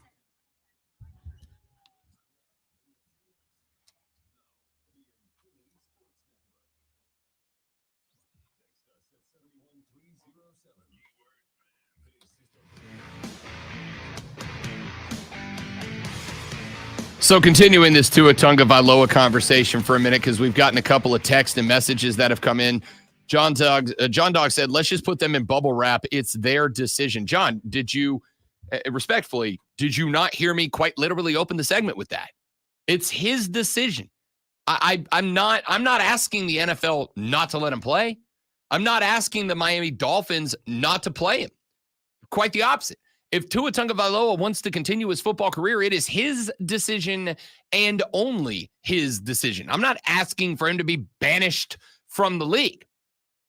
What I am saying is, as a fan, I'm going to be uncomfortable watching him. Every time a defender gets anywhere near Tua Tagovailoa, I'm going to turn my head away from the... I'm on X. I get some messed up videos on Twitter because I'm a messed up person. You ever seen the videos where somebody's leg snaps when they're kicking something? Or somebody's doing the arm wrestling and their forearm just snaps and it goes the wrong way. I the other night in the Tampa-Baltimore game, when Chris Godwin got his ankle rolled up on and you could see it pop out of the joint and turn over the wrong way. Yo, I don't think you understand when I tell you I was in my gaming chair in the bro cave and I swung the chair away so my back was to the TV until I knew they weren't showing that replay anymore. I ain't down for that, all right? And now every time Tua Tagovailoa has a defender get a hand on him, I'm going to do that because I don't want to see it happen to him again, all right? I'm not saying take him out. I'm not saying put him in bubble wrap. I'm not one of these, why don't you put skirts on him kind of guys. What I'm saying is I am somebody who is a big believer in science. And when you have neurologists, brain surgeons who literally dedicate their entire life to studying the impact of this stuff that are willing to get on the radio and go, yeah, it doesn't get better. The absolute optimal outcome here is Tua Tagovailoa never hits his head again. And he just, his new line is the baseline. That's the best case scenario. The worst case scenario is Tua takes another one. Because, oh, by the way, another empirical data point. Once you suffer a concussion, concussions become exponentially more likely. Once you have your first concussion, it's a hell of a lot easier to give you your second. A hit to the noggin that may not cause a concussion before you get your first concussion will cause a concussion after you get your first concussion. That's proven. That's proven. So it's not about put them in bubble wrap or put them in a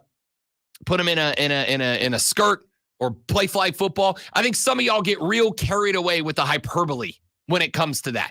No one's suggesting that. What is being suggested is, hey, guy who we have watched lose motor control of his body multiple times on the football field, maybe add 12 ounces of padding to your head so that doesn't happen again, or at least becomes a little less likely for it to happen. And here's what I'll say is, as I pointed out in the last segment, when Tua Tagovailoa says, I'm not going to wear a Guardian cap. Would you wear a Guardian cap? Nope. Why? Personal choice. Okay, I mean, he's right. It's his choice. It's my choice. Well, it's my choice in some states. In this state, it's not North Carolina. Learn that. In this state, it's my choice as if I want to wear a motorcycle helmet or not. It's also my choice to call you a dumbass if you don't. Why would you not? And if he's going to say it's my choice, I am left with only one option, which is to go with, oh, he must think it looks dumb. There are literally players who have come out when asked about it and straight up said, I don't want to wear it. It looks ridiculous. There are also players that have come out and said, I don't care how it looks. I got kids. I would like to be able to go to my kid's wedding one day and not be drooling in the corner. I would like to be able to see my kids graduate from college and not have to have somebody giving me food through a feeding tube when we get to that point in my life. But I still want to play football. Do you see the difference there? When I got guys like Grayson McCall, who suffered his third or fourth head injury, because remember he had to leave last year because of that injury. Took one, had to be carted off the field last Wednesday. He comes out yesterday and says, "I'm done. I'm not doing this anymore. It's impacting me. I'm out." And then I got guys at the next level going, "Those helmets look stupid." Yeah, it just cost Grayson McCall his career. Just cost him his career. You have the right to do what you want. Nobody has the right now, though I could absolutely see it sometime down the line being a negotiating point for the NFL. We want you in Guardian caps. We want every player, all 53 on all 32, to rock a Guardian cap because it is proven now, even if insignificantly, it is proven now that they help to reduce the chances of brain injuries. How is that a bad thing? Texas said the way he talks, he is either in denial or he already has significant damage affecting his decisions. That's from Chris. Look, I am not a neurologist. I am not a brain surgeon. I'm an idiot on a microphone who thinks offensive coordinators are important. That's all I am. Just a joke. However, so I'm not going to finish that thought. So I'm not going to sit here and try to diagnose the decision-making process of Tua Tagovailoa. But yeah, I would say if he was my friend, if me and Tua were boys, I would say to Tua Tagovailoa, if you put more soft stuff on your head, you're less likely to get hurt. There's an old joke. You know who Mitch Hedberg is, the old comedian? Passed away a number of years ago. One of my favorite comedians of all time. He made a joke once about buying Dr. Scholl's insoles. And he said, I don't think you need to go to medical school to find out that if you put pillows in your shoes, they're softer. He told the joke better than I do because I am famously not Mitch Hedberg. But that's kind of the point. It doesn't take a brain surgeon to know that if you wrap more padding around your head, you're less likely to hurt your head. So it's his choice. It's his decision. I am going to second guess it. I am going to ask questions about it. I am going to ask him, are you sure? Are you sure? Are you sure that's the right decision? But ultimately, if he decides to play this Sunday or next Sunday or 2 months from now, if you don't want to wear a cap, I'm not going to be the guy that says, no, you should. You have to. I will say you should, but you have to. Texture said, Rob, is the Guardian cap 12 to 14 ounces heavier than a normal helmet or just 12 to 14 ounces and thus not much heavier than a normal helmet? It is 12 to 14 ounces in weight itself. And by the way, because I, during the break, was curious, I went and I looked it up. Guardian Sports, who make the Guardian caps, on their website, they claim the Guardian caps weigh 7 to 8 ounces total. Like the cap weighs 7 to 8 ounces. So it may be, and again, I'm going to do more research on this. It may be that a helmet with a Guardian cap is closer to the 15 ounces. I don't think that's right. I think helmets are a little heavier than that. Although I will say, it's been a very long time since I put on a football helmet, and you can see the tech increase in these helmets with the new designs and the all of these things, like the new ones that I think Zeke wears, one that have the more flat face mask. You seen that? They look like a motorcycle helmet, right? Like the face mask is more low profile. It's more in line with actually the roof of the helmet. It goes more straight down. My understanding is the reason for that is so that when a player goes into the turf head first, right, like face first, when you have the more high profile face mask that sticks out from the front of the helmet, if you hit on the face mask, you will roll forward, and that can actually pull your neck forward. It can actually pull that neck forward and create more problems. Whereas with the lower profile face mask, if you, like a running back does a time or two a game, if you go face mask first into the ground, now since it's one flat surface, your neck's not going to roll forward and get yanked forward and create stress on the neck. So the tech is there. I know helmets are lighter than they've ever been. I don't know what the total weight of a helmet and a Guardian cap is. What I do know is 12 ounces ain't that heavy if it's the difference between you and concussion number 5, which is more than the number of concussions that Chris Novinsky says begins to create lifelong issues cognitively. That's kind of the point for me. So I don't know, man. Like I said, it really is, and I will acknowledge that to some degree. I'm selfish like this, right? To some degree, I'm selfish like this. But just for the sake of comfort of watching Tua Tagovailoa, right? Like it just feels like the right thing to do would be stick an extra pillow around your noggin. Texas said, Rob, thank goodness the helmets are more advanced than they were when I played in high school. Yeah. So I don't know how it worked when you went through. When I went to high school and I got fitted for equipment, you went into the equipment room where the team-owned helmets were. And they didn't get like new ones every year, which is rows of helmets that the team owned. And I would go in, and the coach, just a coach, would pull you over, and he would say, try this one. And you would put it on.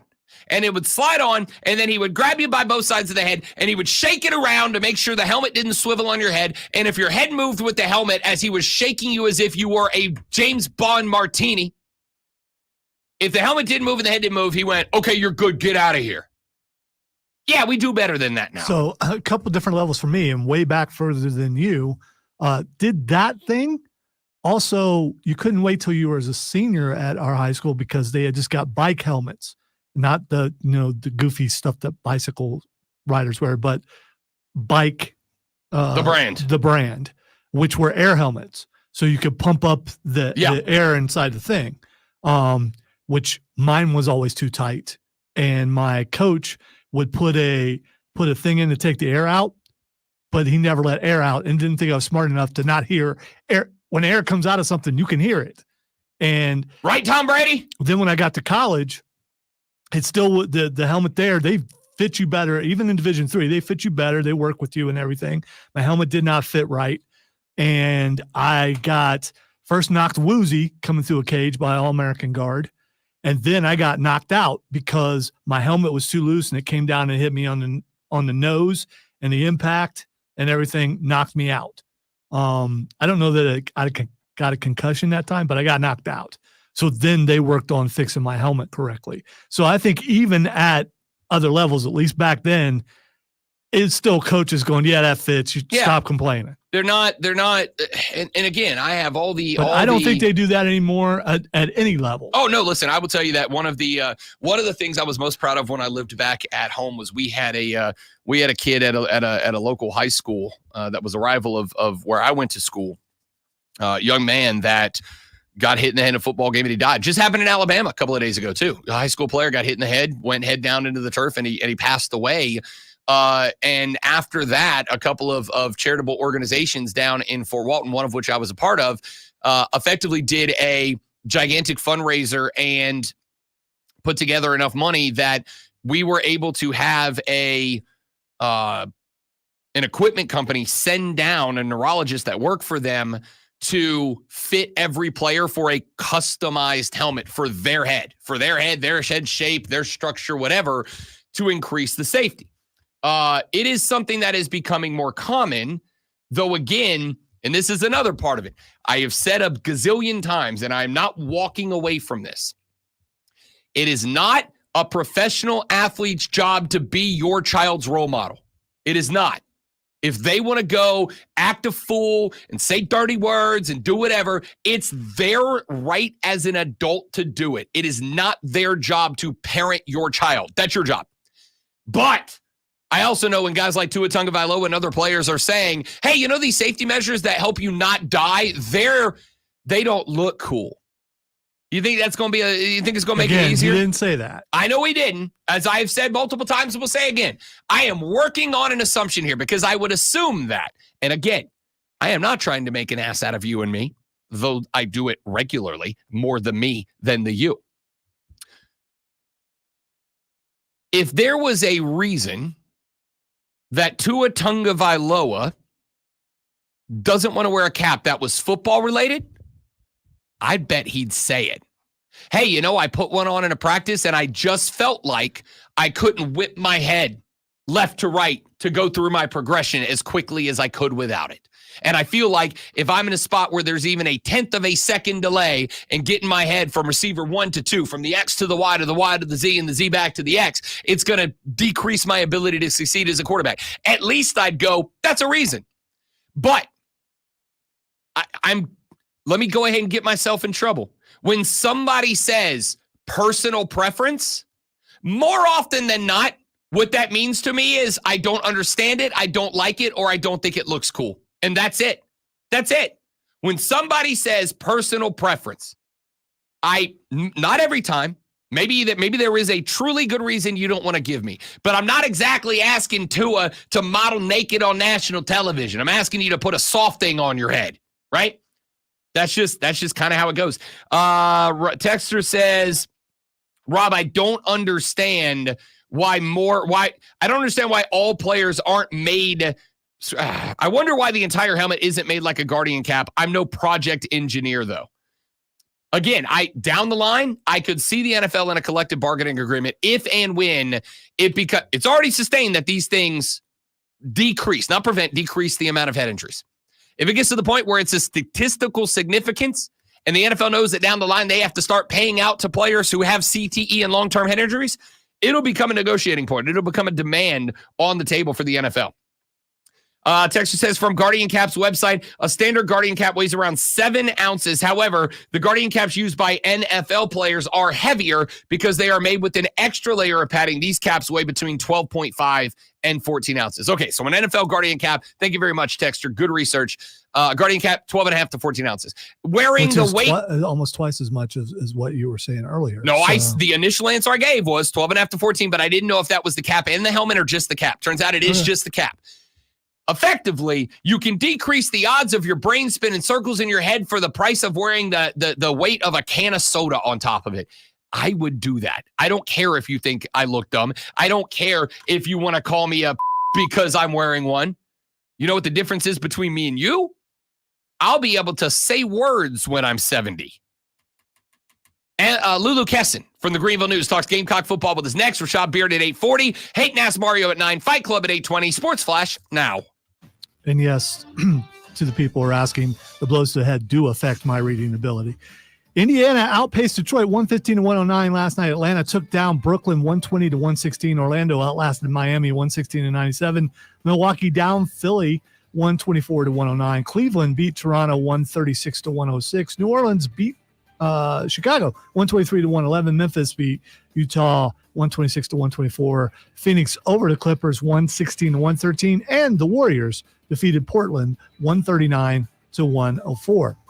One of the 11 remaining unbeaten teams in college football fell last night as winless Kennesaw State knocked off the Liberty Flames 27-24. The win is the first ever victory over an FBS team for the Owls. Tune in tomorrow at 7 as the Burns Rebels head to Spartanburg to take on the Vikings. It's Burns versus Spartanburg right here on your home for Burns Rebels football. The Fan, Upstate.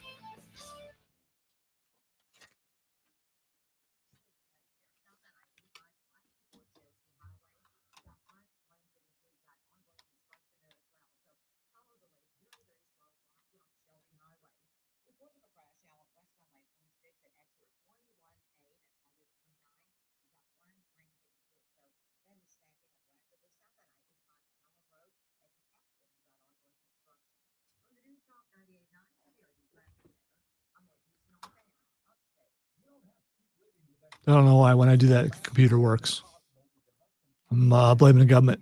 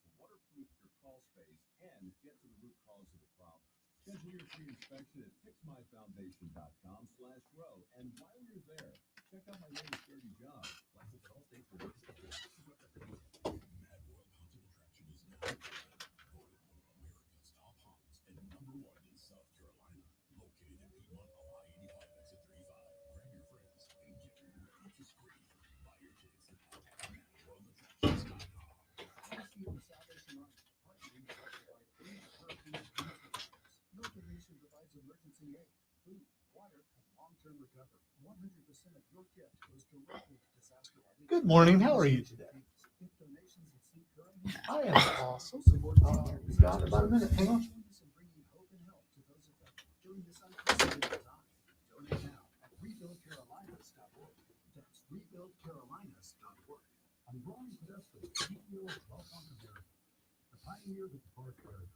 Today we're not just about counting. We are revolutionizing e-biking with blue dot bike. Actually, Wesley, I don't think that hit hurt me as bad as like several cases of RC Cola. 15 packs hit me on the back of the head in a grocery store and giving me a concussion, which is the last concussion that I'm aware of that I had. And everything slowed down. I mean, it was weird for like a couple of days.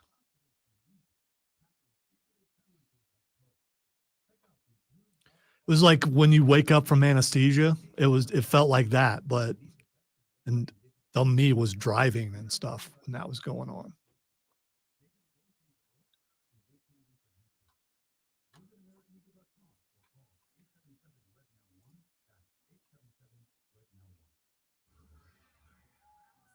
New Life, first break. New Life, first break.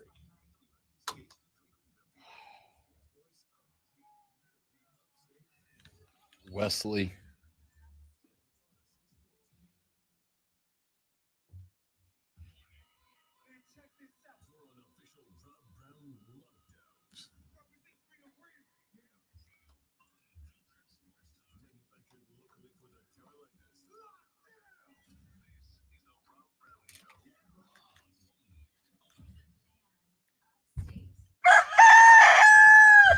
It is the third hour of the Rob Brown Show right here on the Fan Upstate. Rob, the great one, Lonzo, with you as we just steam on through the week and towards yet another football weekend. And I got to tell you, after the last couple of football weekends, on one hand, I assume the South Carolina Gamecock fans are very excited to see their football team take to the pitch one more time again and try to keep the momentum that hath been built a-rolling. On the other hand, I assume the last couple of Saturdays have provided an extraordinary number of heart palpitations to many Gamecock fans after the game against Alabama, after a huge win on the road in Norman, Oklahoma over the Boomer Sooners. Whoa. And getting set on the bye week this week, but before what I think is the true meat and taters of the season with the cult of Texas A&M coming to town next weekend to discuss all of these games, both past and future. From the Greenville News, she covers the Gamecock athletic department for the Greenville News over Columbia, South Carolina. She is the lovely Lulu Kesin joining us here on the show. Good morning, young lady. How we doing? Good morning. I'm good. How are you? Happy Thursday. Happy Thursday to you. How's the Thursday on a bye week feel? Nice little break from the last couple of weeks of intensity. Absolutely. It's like my calm before the storm, because then next week I have A&M, and then I'm going and hopping on a flight to Vegas for women's basketball. And then I come home and there's a Vanderbilt game and NC State for basketball. So it's just, I'm actually taking a little bit of time to breathe right now because there's no media all week. I respect that. And by the way, Lulu Kesin, before we get to Gamecock football, I was scrolling the Twitter feed earlier. Are you a Boston Celtics fan? Yes. Okay. Hopefully that doesn't impact my future on the show. No, you're good. You're fine. I actually am a big Jason Tatum guy. Congrats on the opening night win in the banner lifting, by the way. It just means that, unfortunately, I do have to talk like a little bit of trash to you during the NBA season. Don't take it seriously. I'm a Pelicans fan. I've never won a damn thing in my life. Hey, that's okay. I'll bring it on. I like that. I get it. I like it. I appreciate it. All right, Lulu Kesin, let us begin with Game Pass. That is Oklahoma last week. The defense just absolutely phenomenal. Couple of tutties right out of the gate. Lenore Sellers had breathing room before he really even had to get the ball into his hands. Nick Emanwuri was phenomenal in this game for a defensive line that had been, pardon the expression, a little bit under fire since the Ole Miss game. on the defensive side of the ball. Did something click? Was something done differently? How did this team come out and dominate Oklahoma right out of the gate like they did? It was nice to see everything sort of fall into place for the defense, especially because the narrative behind South Carolina's defense kind of all year has been, oh my gosh, they're so good, but, South Carolina hasn't found a way to win. So it was sort of kind of like seeing the defense like get their flowers in a sense, because they actually had a result that allowed everybody to fully dive into how good this defense is performing. I could say that Demetrius Knight telling media a quote that he lives by, which is how you do anything is how you do everything, kind of washed over the defense in my perspective. I felt like South Carolina finally realized that every mistake that they were making week after week, whether that was penalties, whether that was missed tackles, it's all affecting the other. And I think that South Carolina's defense finally was like, all right, we're not letting anything ruin our chances today. And it seemed like Nick Eamon-Wari personally just came out red hot, and that changed the tone of the game going forward. Was there any conversation on the defensive side of the football, either between the coaches and the players themselves? I mean, you go back to that Ole Miss game, and it felt like, fair or not, a lot of the criticism about that game got dumped onto them. Was there any mentality of we're about to go out there and show everybody that it's not on us, or that we're a better group than we've been made out to be? Clayton White, the defensive coordinator, is definitely the least emotional of all the coaches we talk to. And I say that in the sense he doesn't necessarily give a ton of perspective into how he feels about the nature of each game or the environment or what the expectations are. He barely would talk about how Kentucky beating Ole Miss is going to affect South Carolina. He kind of just sticks to every week in the SEC is hard. And I respect that. I respect that kind of neutral mindset. But with Oklahoma coming in, I think it was less of, the defense is getting the blame for this, that, the other thing. I think it was more of, hey, how do we continue doing our part to ensure a win, even if we have an offense that is kind of struggling with youth or inexperience or turnovers or whatever it is. We talked a little bit about it earlier this week. I believe that Lulu Kesin, everything has nuance. Every conversation has nuance. And I think that gets lost in the world of sports sometimes, right? It's always either black or white, up or down, left or right. There is a conversation ongoing, and I had this one yesterday with Denton Day from SiriusXM. I had it on my show last Saturday, of the national conversation seems to be focused in on Oklahoma's not good. Brent Venables isn't good. This team they've rolled out there, Jackson Arnold isn't good. Like this team isn't good, to the point that I said on Monday to South Carolina fans, don't let these conversations, which are going to happen, detract from how impressive this win was. What is your perspective on Oklahoma was overrated, they're not very good, versus South Carolina went out there and just kind of enacted their will on them? Well, the thing is that both can be true and both can be used to kind of fuel South Carolina's statement or kind of confidence, because if you look at it in the sense, like, South Carolina has struggled against some bad teams this year. Old Dominion week 1 being a good example. I mean, week 4, I think they still had like 8 penalties for a loss of 80 yards or something. South Carolina hasn't played perfect games, and South Carolina will play a horrible game and then almost beat Alabama. So their narrative, I don't think, has been consistent enough to put it all on the Oklahoma game. But definitely I did think Oklahoma was just, I don't want to say worse than I thought, but worse than I thought. I think I went in there thinking that they had a really good in-game coaching, just really good at adjusting. And I felt like South Carolina kind of it was like almost beating a dead horse, which sounds horrible because their mascot's a pony, but it was just a lot. It was very underwhelming. But again, like, people could maybe say that about South Carolina only watching the Ole Miss game. So I think it does go to Shane Beamer's point of, like, every week in the SEC is different, and you never truly know what kind of team you're going to get. We are talking with Lulu Kesin. She covers the South Carolina Gamecocks for the Greenville News. Joins us every Thursday at 8 o'clock to break down what we saw. Let's talk about the offensive side of the ball, Lulu Kesin, because look, you got a little pillow built for you there by the defense. It kind of felt to me like they were able to play a little more free, a little more comfortable, but I also think you got to talk about the things that maybe didn't go well, even when you have a blowout win like this one. Second half, it really kind of felt like Dow Loggins and company took their foot off the accelerator a little bit and were maybe more playing to burn out the clock and preserve the lead than to go, be bloodthirsty, finish this team off, get to 50 points for the first time in a very long time. What was your perspective on the difference in the offense from the first half to the second half?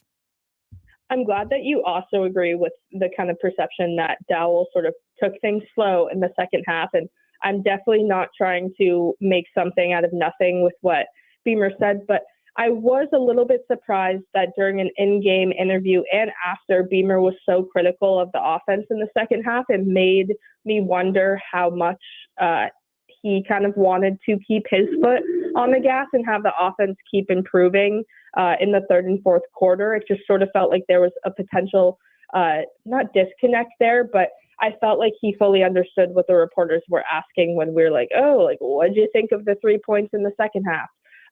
Definitely after that long touchdown Oklahoma scores, the defense I was confident in is not going to let this become a game, but that's a perfect example where I thought I would have seen Dow Loggins be like, okay, our defense gave up a pretty bad, leaky, long touchdown. Let's throw something else at them. Let's try something new. Let's keep going. Let's get our offense, who needs the reps and confidence, to continue going. So I was a little bit, I don't want to say confused or disappointed, because granted, Dow Loggins is the offensive coordinator for a reason and I'm not. But I do agree with the assessment that there did seem to be a sudden drop-off in the offensive intensity from quarter 2 to quarter 3 and 4. Yeah, it felt to me, and I think Shane kind of alluded to this, and I think you just did as well without maybe going into it, so I will ask you to. The takeaway from me, as much as, look, go score 50, right? Go humiliate them on their turf. For me, it wasn't so much about that, Lulu Kesin, as this is an opportunity where there's not a lot of pressure on you. You've got this nice, comfortable lead. Their offense can't seem to get anything going against your defense. Like, everything's lined up. It felt more like an opportunity to get some reps, to get some experience, maybe to try out some different tactics and concepts that you have not gotten to use in other games where the score was a little more tight. It felt like an opportunity to take advantage of a real-life, full-speed SEC road trip to work on maybe some offensive stuff you haven't gotten a chance to in this season.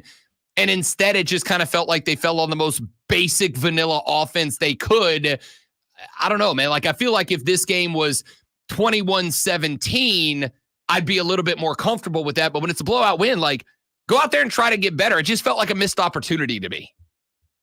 Totally. I mean, also, if you take away the 14 points the defense had, it wasn't like Lenoris went off and threw 4 touchdowns in the first half. It was very much the defense carried a lot of the offense to start. So, Dowell's favorite way to describe offense is vanilla. So that's funny you said that. I mean, I know it's common, but still, I just heard Dow Loggins saying that in my head. But I think that definitely, if you look at the end of South Carolina's schedule, they're not. I truly would be shocked if they had anything else close to the score that the Oklahoma game was. And so with 4 games to go to, make something happen, if they actually want to have an 8-win season, and then obviously 2 for a 6-win season, you got to figure out ways to improve the offense when you can. And I did think it was a bit of a missed opportunity in the Oklahoma game, just given the fact that it's probably the last blowout game that they'll have the rest of the season.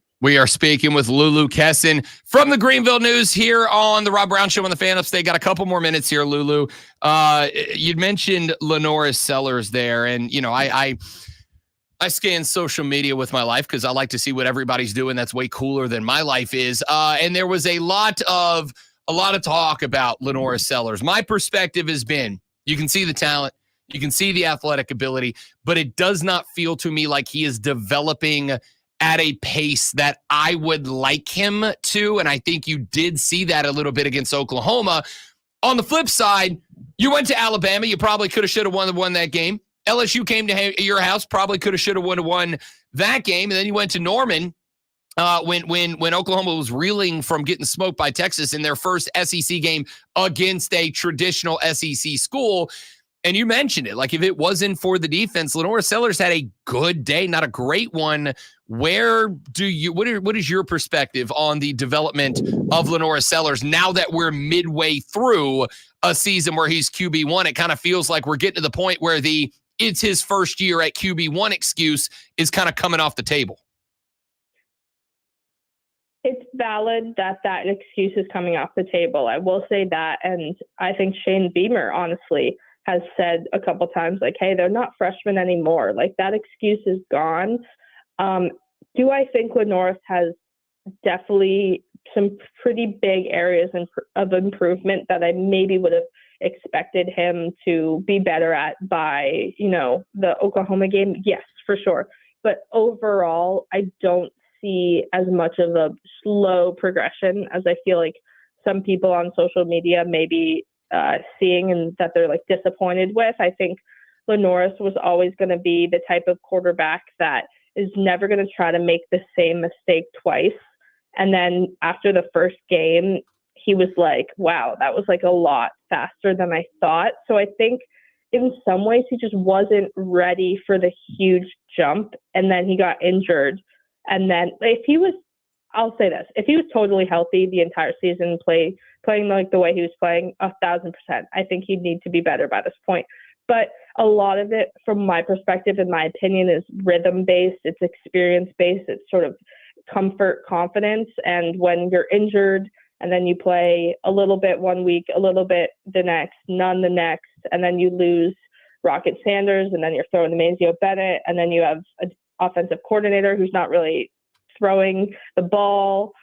I just think Lenoris is sort of fighting his way through a lot of different factors right now, and I think that's playing into why he's kind of progressing at this slower rate than maybe I would have expected, late August or early August. All right, Lulu Kesin, last one. It is the bye week, so can't ask you what the Gamecocks do to win this week. Instead, I will ask you, what do you expect to see the Gamecocks spend time dialing in on in the off week, on the bye week, and has Shane and the gang given any indication on what the focus is going to be this weekend without a contest?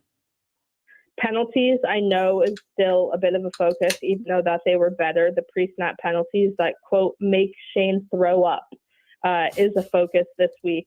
And I think South Carolina better not come out after their next bye week the same way they did against their first, because that they're in trouble if that's how they perform after an extra week of practice 2 times. But I think preventing, the O-line, not letting Lenoris get sacked every other play, and penalties overall are probably a huge point of emphasis this week.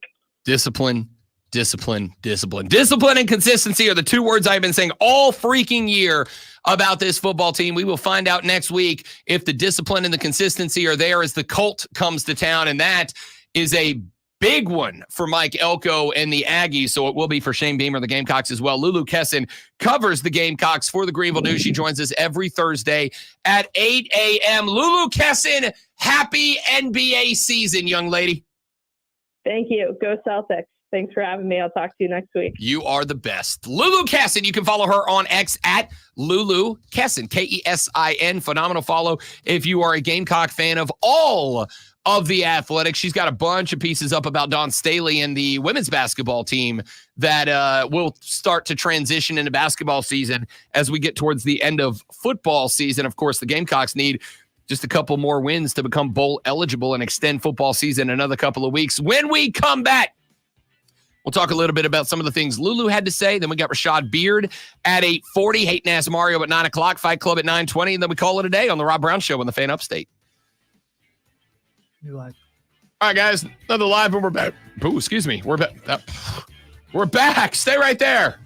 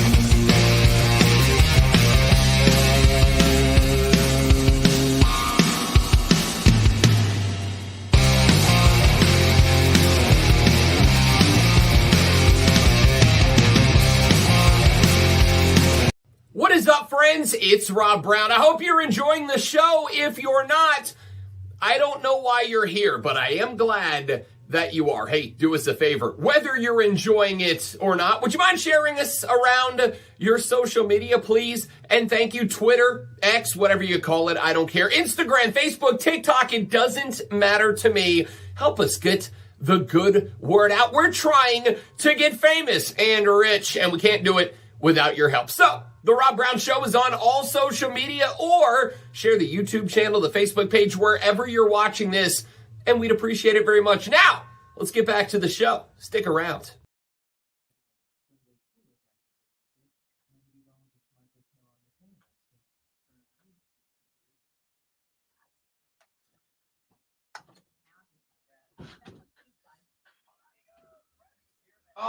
I will say this, and this is something I'm only comfortable saying because I grew up very close to a family of Polynesian descent. It is a warrior culture. It is a fighting culture. And I say that in the most respectful terms. It is a warrior culture. And it is you fight through the pain and the injury kind of culture. And so when you are brought up with that, I think it probably makes it more difficult to put the severity of injuries like Tua's into the perspective of what it can do to you lifelong when you feel as if football is a battle and you are a warrior within it. There's a lot of pride in that.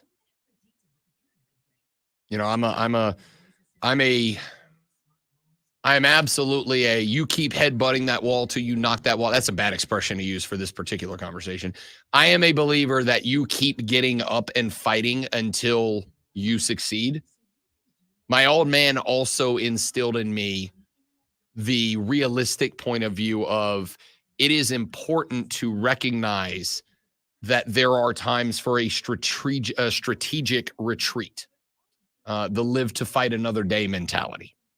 There's the old, what is it? Stake in the ground. You know where that expression comes from? It's from indigenous people's culture where there was, and I you have to forgive me, I forget which tribe, but there was a tribe where when they went into battle, they would carry a stake with a string attached to it.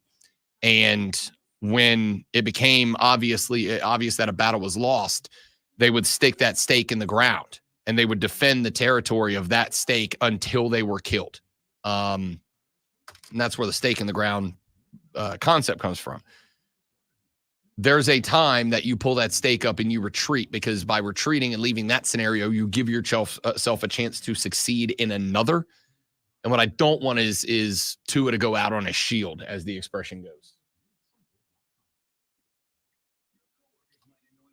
Matt, it was my pleasure, bud. It was my pleasure. Mason's awesome. Glad I got to meet him too. Even if he did talk smack directly to my face, I respected it immensely.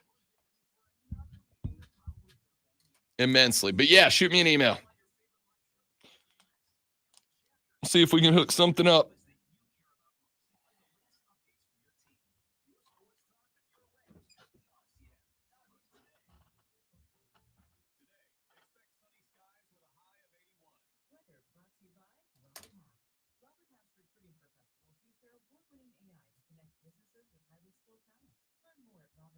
The board in the Clippers' new arena has one. Where'd it go? It has 1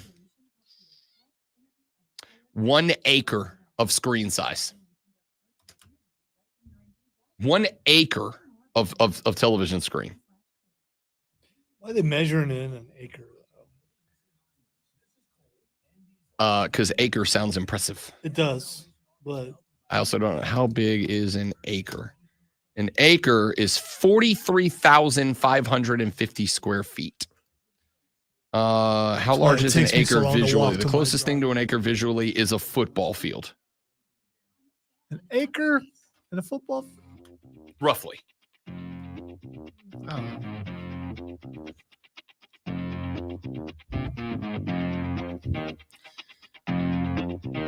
Lulu Kesin from the Greenville News last segment. Appreciate her time as we do every Thursday at 8 a.m. Phenomenal insight as she covers that team live and in living color in Columbia, South Carolina. A couple of things she brought up in that interview. She said that Shane Beamer said in an interview that the penalties, the quantity of penalties make him, quote, sick. I get it. One of the uncomfortable truths about a team like a South Carolina, and they are not alone or unique in this, but one of the uncomfortable truths, when you are a middle-of-the-pack program, fair to say South Carolina is squarely in the middle of the pack in the SEC right now? Is that fair? They are now. Yeah, I mean, with the win over Oklahoma, certainly. Yeah, earlier you would have to say bottom half. Yeah. Or bottom fourth or third or something. I think it is fair to say in the SEC, South Carolina squarely in the middle of the pack. They are 2-3 in conference play. That places them above 1-2 Ole Miss, 1-3 Oklahoma, 1-4 Kentucky, 0-4 Auburn, 0-4 Mississippi State. They are a half a game behind 2-2 Florida, 2-2 Arkansas, 2-2 Alabama. A full game behind, though it's because they have played 2 fewer games, Vanderbilt and Texas and Mizzou, who are all 2-1, 3 games behind 3-1 Tennessee, 4 behind 4-1 Georgia. And then, of course, the 2 teams that are at the top of the pack, granted, have not played as many conference games so far, are 3-0 LSU and 4-0 Texas A&M, a.k.a. the Colt. One of the uncomfortable truths of being a team that is a middle-of-the-pack team, and this is true about college football, high school football, the NFL, is that there is a 0% tolerance margin for undisciplined football. 0%. You are not a team that is good enough to make mistakes and also win tough games. You're not. When you are a team that is as talented as a Georgia and Ohio State, etc., you just by default have a little bit more margin of error. You have a little bit more room in terms of what you can give up. When you have a bona fide, certified superstar like an Ashton Jeanty for Boise State, you have a little bit more room for error. You have a little bit more room that you can give up in terms of undisciplined play, etc. South Carolina doesn't have that. And so that when you get to undisciplined, remember, go back to that Ole Miss loss. Discipline was the number one issue that I brought up the next week. And you can say, as Lonzo did, and looks like maybe he was correct, it's just a bad game. And it was. It was. They didn't play well. And they came out the next week and they went to Tuscaloosa, Alabama, where I thought they were going to get blown out by 50, and they played good disciplined football. Better disciplined football.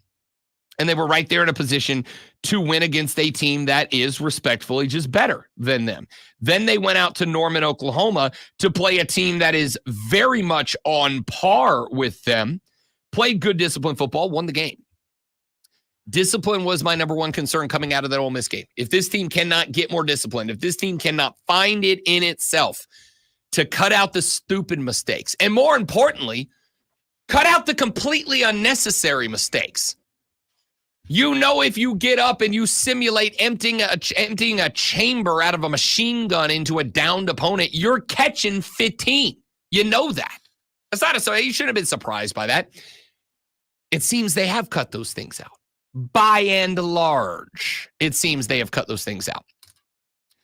And the question mark for me is, and Lulu said during the break there, the bye week concern, the bye week objective for this team off the bye is to improve that. It is to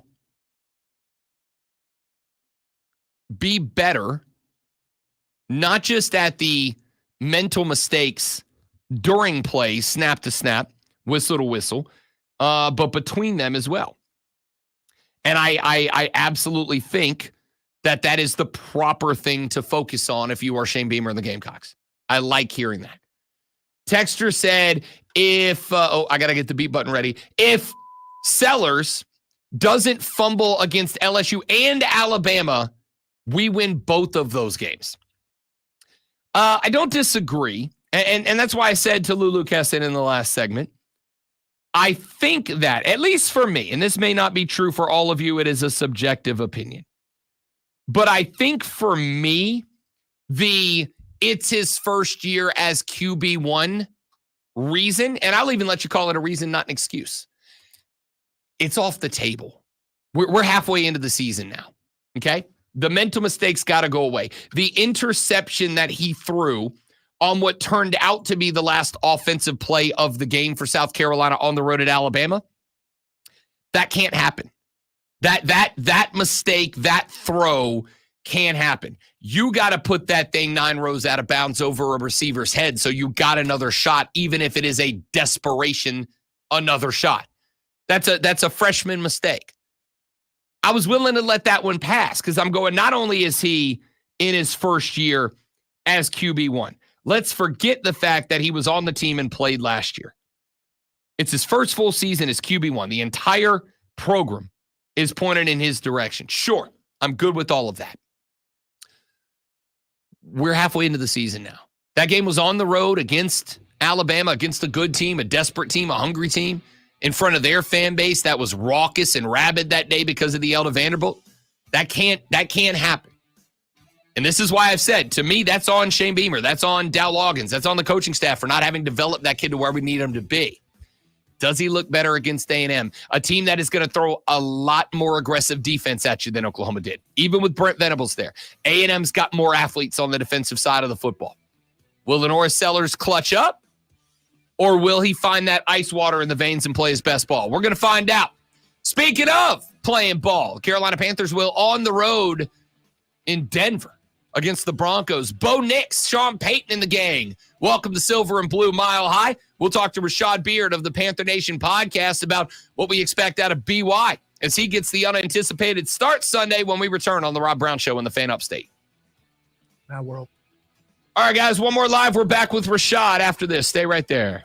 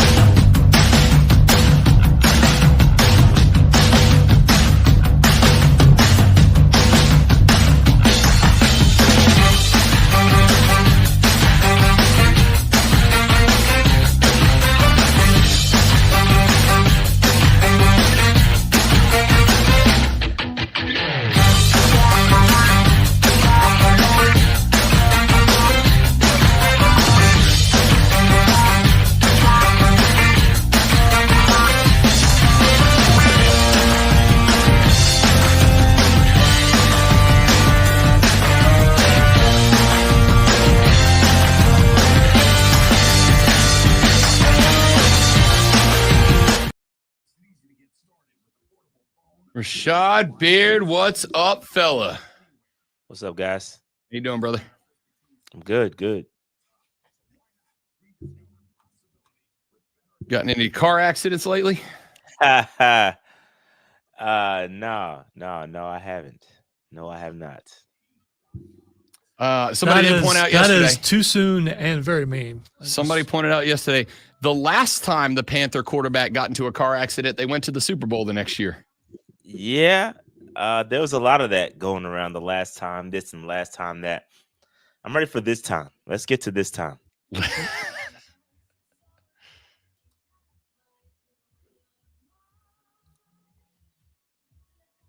just guessing that's probably not happening this time. At least No. not this year. I mean, Not at all. Yeah. Not at all.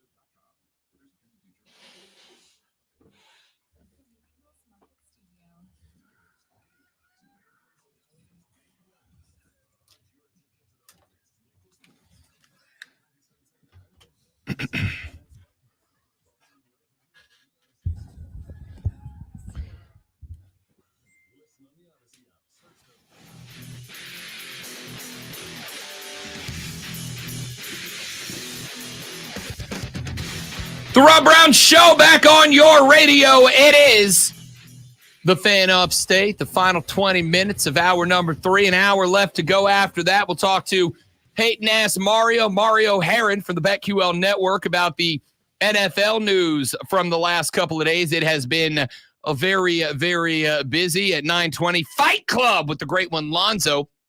We'll talk boxing, MMA, and professional wrestling before we get to any of that, as we do every Thursday at 8:40 a.m. We take a short ride up the road to Charlotte, North Carolina, and talk to the host of the Panther Nation podcast, without a doubt, destination numero uno for all things silver and blue ball, the legendary Rashad Beard in the house like he is every Thursday. What up, big fella?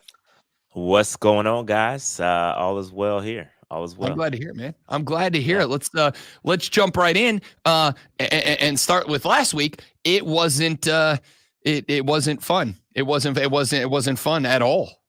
No, not fun at all. It's about what I expected. It's what I called on this show. I called a nice little shellacking from the Washington Commanders, and that's exactly what happened. Don't got the guys on defense. Offensively, not good, especially when you're going up against a good Washington Commanders defense. Things look different when you go up against talent, and that's what we did. We went up against some talent on Sunday, and it wasn't very good. Not a good showing from Andy Dalton. Not a good showing from the offense. Not a good showing from the defense across the board. Outplayed, outcoached. We looked like we did not belong, and so it wasn't fun. I cut it off about the third quarter and then jumped back on as soon as I saw Bryce enter the game. So it's just not fun watching Panthers football right now.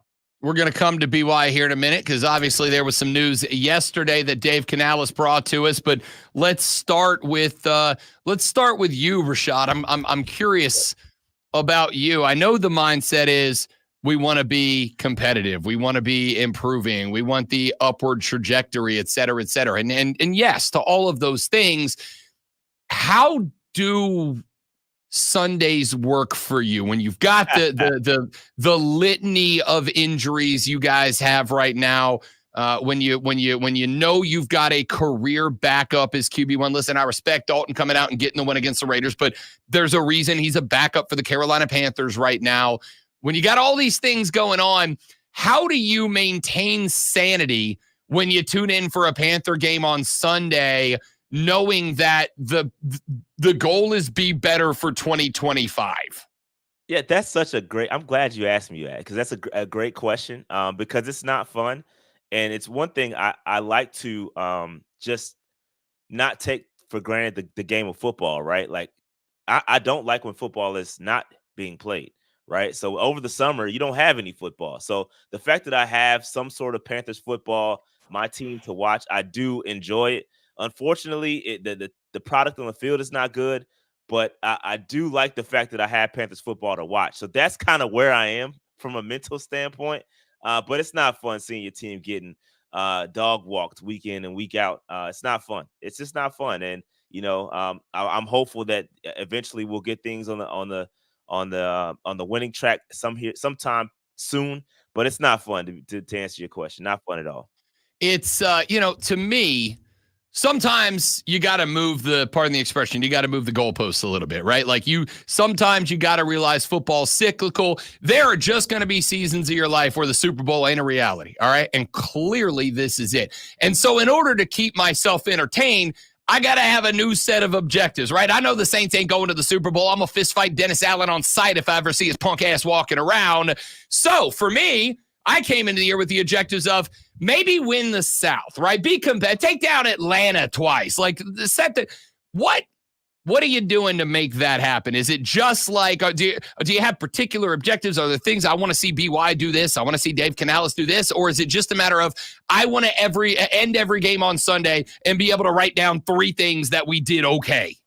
Yeah, it's a great question. I don't have any expectations for this team, to be honest. I don't want to set myself up for any kind of failure because anytime I've done that, they have failed me miserably. So I don't have really any real measurable goals that I would like to see from this team. I do want to see the young guys, get better. I want to see Jonathan Brooks, right? I want to see what he looks like when he's healthy. I want to see Xavier Legette go out there and do work and put good work in. Jalen Coker, these young guys that are going to be around the team for a long time.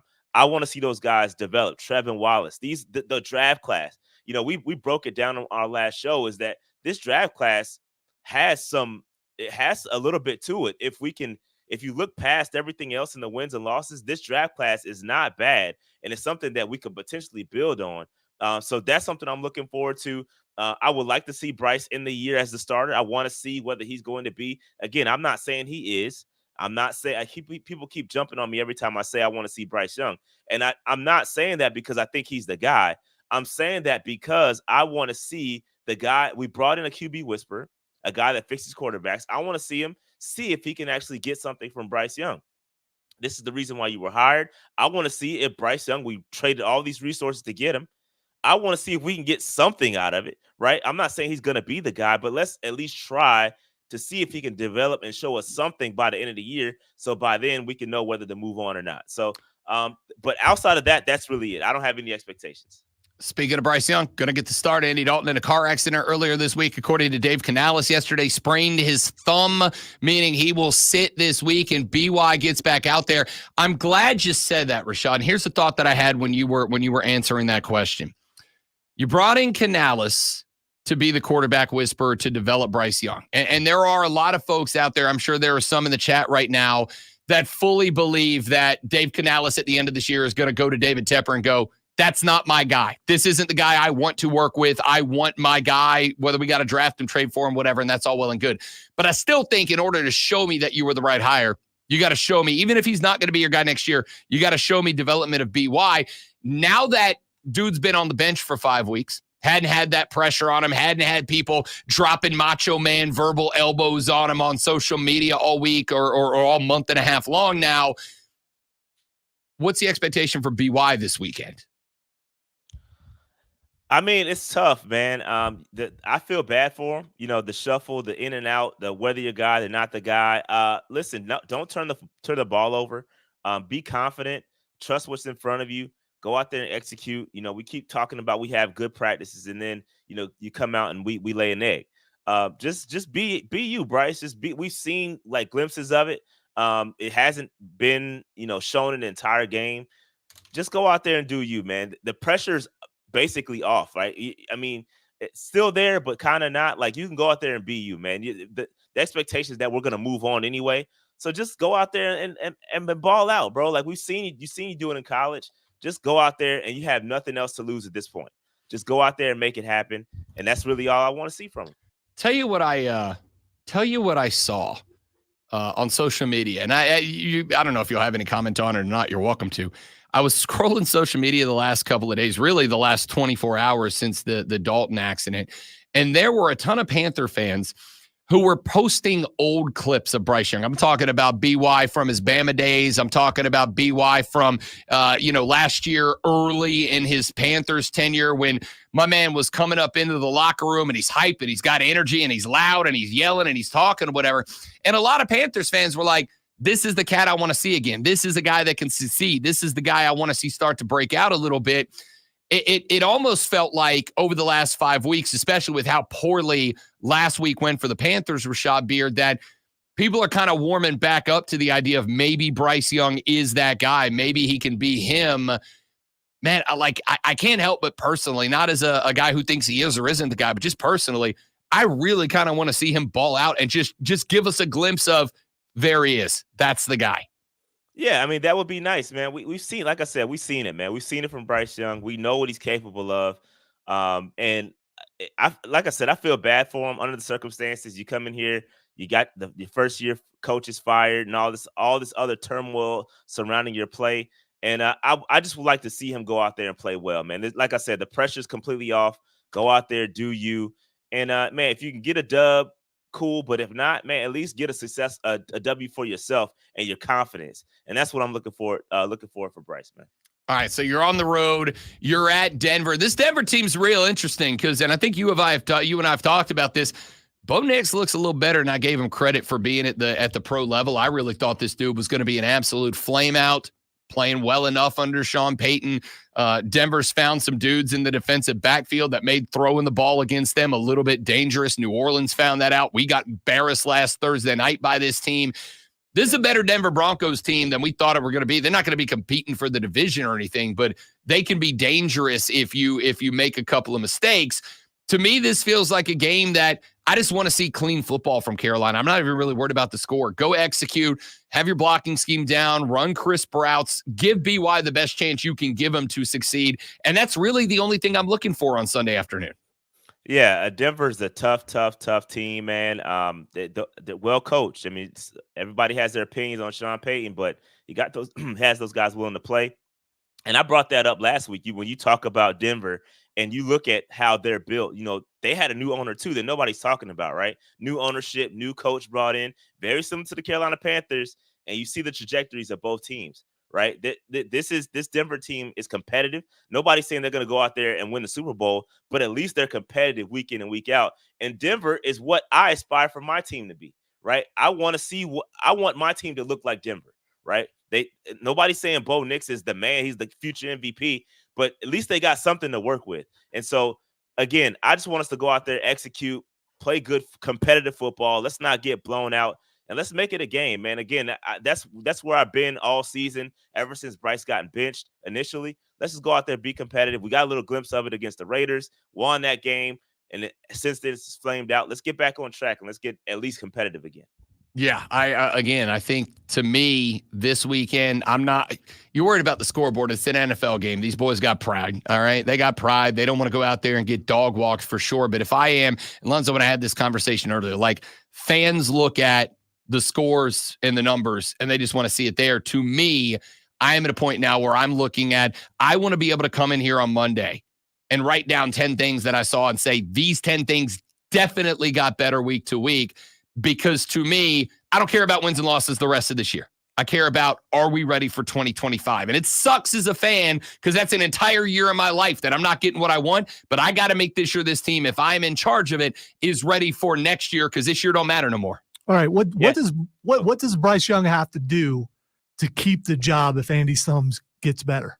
Because it's a sprained thumb. It's going to get better in another week or so. Yeah. What's he got to do to play the rest of the year? Not turn the football over, number one. Protect the football, right? Not make the dumb interceptions, not the pick sixes. I mean, Andy is guilty of that too. But I think not turn the football over, get it to your playmakers, right? And I think it plays hand in hand. We're talking about what Bryce needs to do. I'll push back on that and say, what does Canales need to do to make sure Bryce is successful, right? Run the football. You got Chuba Hubbard. You're going to get Jonathan Brooks back. Let's get these guys going. Like, even with Andy Dalton at quarterback, we're still only running the football with Chuba Hubbard 18, 15 times per game. That's not enough. Run the football and protect Bryce Young from himself, essentially. And I think Bryce will be okay. I think, again, it works hand in hand. Canales has to also work with Bryce and protect him as well. Rashad Beard, host of Panther Nation podcast. You can follow them on X at Panther Nation PC. More importantly, head on over to the YouTube channel, Panther Nation Podcast. Make sure you hit that subscribe button, turn the bell on because the boys are live all the time. even when you check in on Sunday for the reaction. And it just, you need me to send you some more glasses with a little darker lenses, Rashad, so people can't see the sadness in the eyes? Yeah. It gets a little ugly on Sundays sometimes, so I apologize in advance. But the good news, though, and you talked about 2025. We will have mock draft Mondays coming back. So that's going to be a good look. It's going to be fun. We're turning the page, too, just like the Carolina Panthers should be. Hey, I'll see you next up at the bank next weekend, right? Right? We still going to get together? Absolutely. Let's make it happen. I like it. Maybe a little 5-minute. I might need more than one shot this go around. Bro, I don't know if you watch my team. We got run out of our own house by the same team you play this weekend, my man. We might skip the game and just be watching it at a bar because that's the only way we're getting through it at this point. That's a very good point. Rashad Beard of the Panther Nation podcast joins us every single Thursday at 8:40 to talk Panther football. We got Hatin Ask Mario for the BetQL Network next. Lonzo's Fight Club after that, after Lonzo's Sports Flash.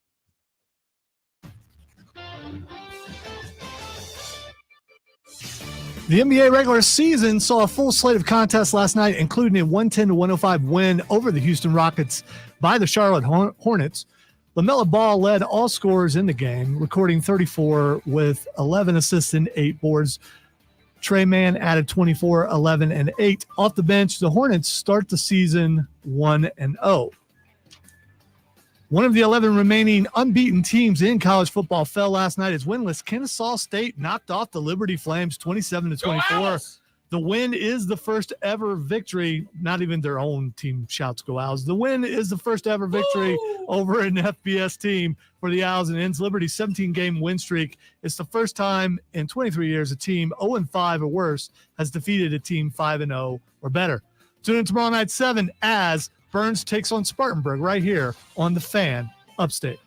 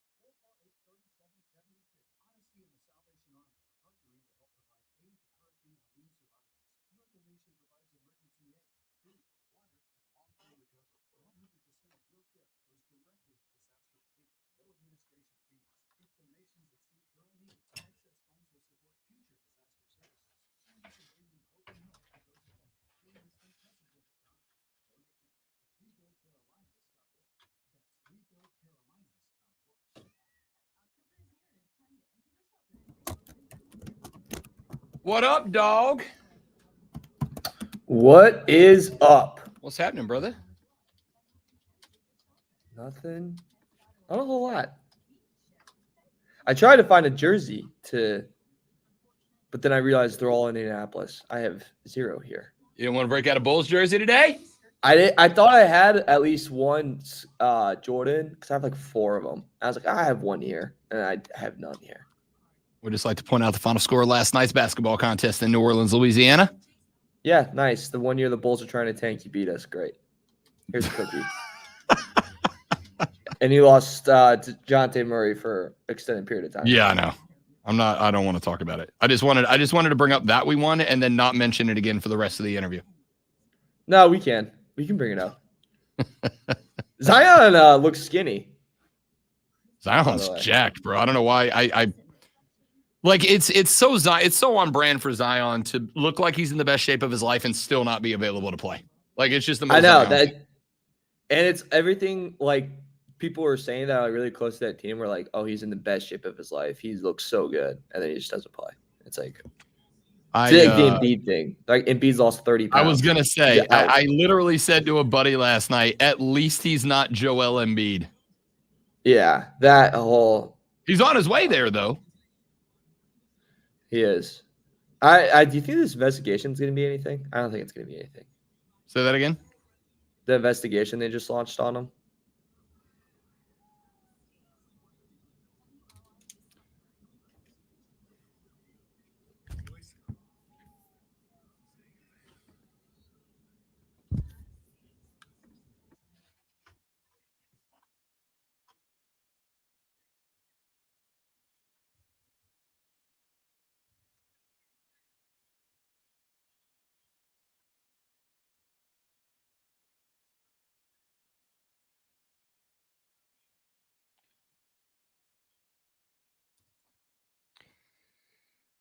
The fourth, the final, the best, the money hour. The Rob Brown Show starts right now, ladies and gentlemen. Welcome back.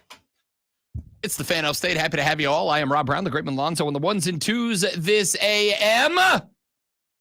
As we have been all around the world of athletic competition so far today, we have talked about the Clippers' new Intuit Center and all of the amenities that come along with a basketball team that still can't win. Good job, James Harden. Appreciate you being James Harden. You keep me entertained, if nothing else. The Charlotte Hornets go on the road, get the first dub of the 2024 campaign over the Houston Rockets. And, of course, I mentioned for no reason other than my own enjoyment and pleasure, the New Orleans Pelicans 1-0 after a win over the Chicago Bulls to open the season last night. Not to talk about that, although we may or may not, we'll find out as our next guest. He is the executive producer of BetMGM tonight, a host and an analyst for the NFL, the NBA, and whatever else we decide to talk about from the BetQL network. Hatin Mario, a.k.a. Mario Herron, joins us every Thursday at 9 o'clock here on the Rob Brown Show. What's up, fella? I'm recovering from the Bulls loss and just getting prepared. Like the Bulls are going to be absolutely miserable all year. And they're, Sure. I call them the Bleacher Report team because every 2 weeks you're going to get a notification from Bleacher Report saying trades incoming. Zach LaVine going to be gone. Vucevic going to be gone. So they're going to be the Bleacher Report team all year long. And so get excited. Listen. At least those guys aren't Joel Embiid, is all I'm saying. My man said, yeah, not doing bad. I thought Kevin Garnett was going to have an aneurysm the other day on his podcast when he was talking about this. It's the funniest thing I've ever seen. And it's like also Joel Embiid, keep some stuff to yourself. Don't say out, you know what I mean? Like, don't say out loud, I don't care about the regular season anymore. I don't care about MVP. I don't care about any of this, blah, blah, blah. Like, you're putting a target on your back. And also, I mean, similar to something similar to the Zion situation, but all we hear all off season is he's so like determined. His head's on straight. He loses weight, lost like 20 to 30 pounds. If you see him like in his workouts, he's skinny, man. Like, he looks like a different guy. And then the first 2 weeks of the season, he's like going to be out. And then the same with Zion, where like he looks jacked, looks great. They're like, oh, this is the most in shape he's ever been. Doesn't even play the first game. But the Joel Embiid, look, the Sixers are playing a dangerous game with him and Paul George. And so far, it's pretty dangerous. That Bucks game didn't look good last night. We are going to, of course, as we roll on through the football season, also get some NBA stuff in with Mario as the NBA season officially underway with every other team that didn't play on Wednesday or Tuesday night playing last night. But want to stick with the NFL for right now. And obviously the big news this week was DeAndre Hopkins moving from Tennessee up to Kansas City. It's interesting because on one hand, we talked a little bit about this morning, Mario. So I'll let you ask the same question that I asked of our listening audience this AM. DeAndre Hopkins' numbers this year, not real good. But then again, there's also Calvin Ridley, who's a 1,000-yard wide receiver who has like 200 so far this year. Is Calvin Ridley more a 32-year-old wide receiver who's past his prime and therefore not much help to the Chiefs? Or are the Tennessee Titans with Will Levis behind their offensive coordinator, Nick Holtz, just a real bad football team that held DeAndre Hopkins back, and he will be a big help to Kansas City? Which of those, if either, do you think is more true? Oh, I think he was held back in Tennessee 1,000%. I mean, he had Will Levis and Mason Rudolph throwing him the football, and they expect him to be really good. No, not at all. Like, if you watch every Tennessee Titans game, they're in the game, and then Will Levis goes, "No, I want to lose the game now." And then he makes a boneheaded play, and then they're behind the 8 ball, then they lose the game. He goes over to Kansas City, and whatever we see happen every time someone goes to Kansas City, they find success. They find a good role in the offense. They're open on every play, and they look like a great receiver. You want an example? Juju Smith-Schuster. Holy hell, that guy just looked like he did not have it anymore. Didn't really look like he could be a valuable asset. He goes to the Kansas City Chiefs. Suddenly he's open all the time. Suddenly he's making plays. It's a system that works. It's a system that is very hard to beat in the NFL, and the team that's the best currently just got better. And it was a smart move, in my opinion. Mahomes has, been struggling this year. He's already has 8 interceptions on the year. He's thrown more picks than he has touchdowns. They need help in the passing game. Why not go out and get a guy that's committed to winning right now, that has done it before, and that just really wants one more ring? And, he's going to buy in right away. And at the same time, you don't have to, get a young guy, because your young guy, you already got 2, and Rashee Rice, who's sadly out this year, and then Xavier Worthy. You just need more leadership in there. I think it was a perfect move for the Kansas City Chiefs, and it just shows that they're competing for a championship, and a lot of other teams in their division are just competing. Yeah, no, I very much concur with that take. I think that I really want Will Levis to be successful because the dude kills me. The mayonnaise cologne over the offseason was one of my favorite stupid offseason stories I've ever seen. You would. I love it. It's objectively hysterical. I don't care what you say. But then I got the same dude out there that goes on the field and he's like trying to make Patrick Mahomes style plays with the falling over backwards, flipping it backwards, whatever. Except the difference is Mahomes makes it happen and Will Levis makes me pull my glorious hair up out of my head. It's ridiculous. I want to push that slider over towards the Titans are just that bad. That everybody on that team is being held back by how bad they are collectively. Cooper Kupp was the other variable in this story. Diana Rossetti reported early in the week that the Rams were shopping Cooper Kupp around and were looking for a second-round pick. Got reported yesterday the Chiefs actually were interested in Cooper Kupp and tried to make a move, but didn't want to give up a full second-round pick plus take on a huge chunk of salary. His cap number is like $29 million next year for a guy who is a very good but glorified slot wide receiver. Where, if anybody, do you think Cooper Kupp ends up with, or do the Rams just have to eat that contract? I mean, it's a tough ask because on top of the contract, you see his age. He's 31. In the last 3 seasons, he's played 9 games, 12 games, and he's only played 2 games this year. So how healthy is he really? Even when healthy, obviously he's a very good football player, but I would look at that and be kind of scared if I was just any team. I know, just doing the Bolt Crew podcast, you can find anywhere you get your podcast. A lot of people, a lot of Charger fans, that's a move that needs to be made. He doesn't have to move. It barely have to go to a different facility on Sundays. This is a great move. Let's go ahead and do anything we can to get him. But at the same time, I think that asking price slot, that contract is a lot. That age is not where you want it to be. And the injury history is really not where you want it to be. I think it could be the Bucs, the Chargers are in that mix, but at the same time, and I don't know how comfortable I would be trading for a guy. I just really do not know if he's going to be on the field. We just really do not know, And I don't know if I would want to take that risk if I'm trying to win right now. I think the best play if you're in the receiver market is call Tennessee and do anything you can to get Calvin Ridley. I think that's your best option. Or, maybe see if the Panthers are willing to do some business with Deontay Johnson. Trade deadline just around the corner right now. I was putting together because we're gonna focus on this next week as we move one spot closer to the deadline. But I started building my list of potentials, buyers, and sellers across. I'm going to give you the list of sellers I put together. Tell me if there's anybody that you think, A, should not be on there or won't be on there, and why. I've got Carolina as a seller, Tennessee, Cleveland, New York, Jacksonville, the Rams, and the Dolphins at 2 and 4 as sellers of talent this year. I thought about putting the Patriots on there. I just don't know what they have to sell, so I don't know if it's going to matter. But is there anybody you do or don't like on that list? Patriots are like if they had a yard sale, but it was like a college house, and everyone's like, no, we do not want a couch that has beer all over it. And someone pissed on it last weekend. Like, no, thanks. That's what they have.